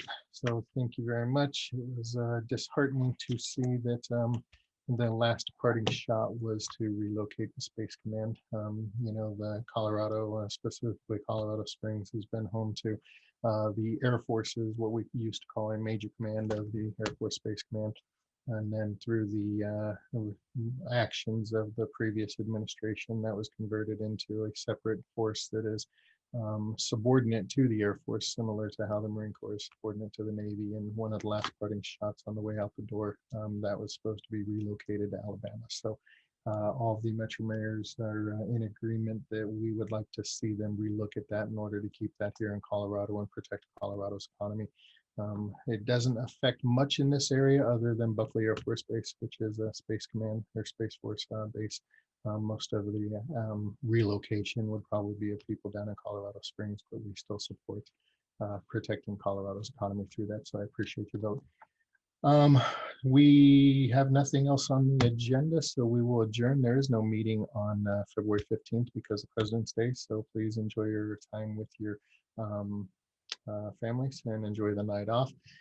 Councilmember Hurst, if you wish to bring up an administrative council business, it would require approval of all council members in order to discuss that. So if you want to speak, please do so now.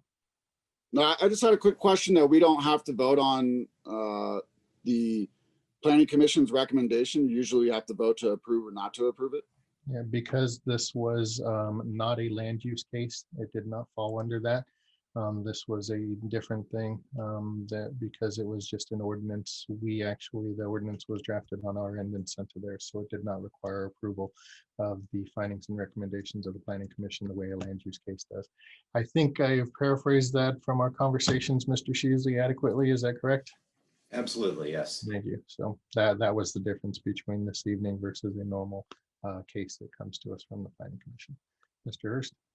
Yeah, just in response to that, then I would like us to consider sending a letter back to the Planning Commission as to why we publicly questioned their integrity on this meeting. Okay, so on March 1st, then please, during administrative council business, bring up a motion to send that letter back. Any other questions? Seeing none, thank you very much for your time this evening. It was a very fruitful meeting. Appreciate everybody's engagement in it. And once again, thank you for the tenor of the meeting. I appreciate the fact that everybody kept it civil and was positive in nature, and I think represented the interest of the residents in Commerce City in the best light. With that being said, we are adjourned. Have a good night. Have a good week. Good night, Commerce City.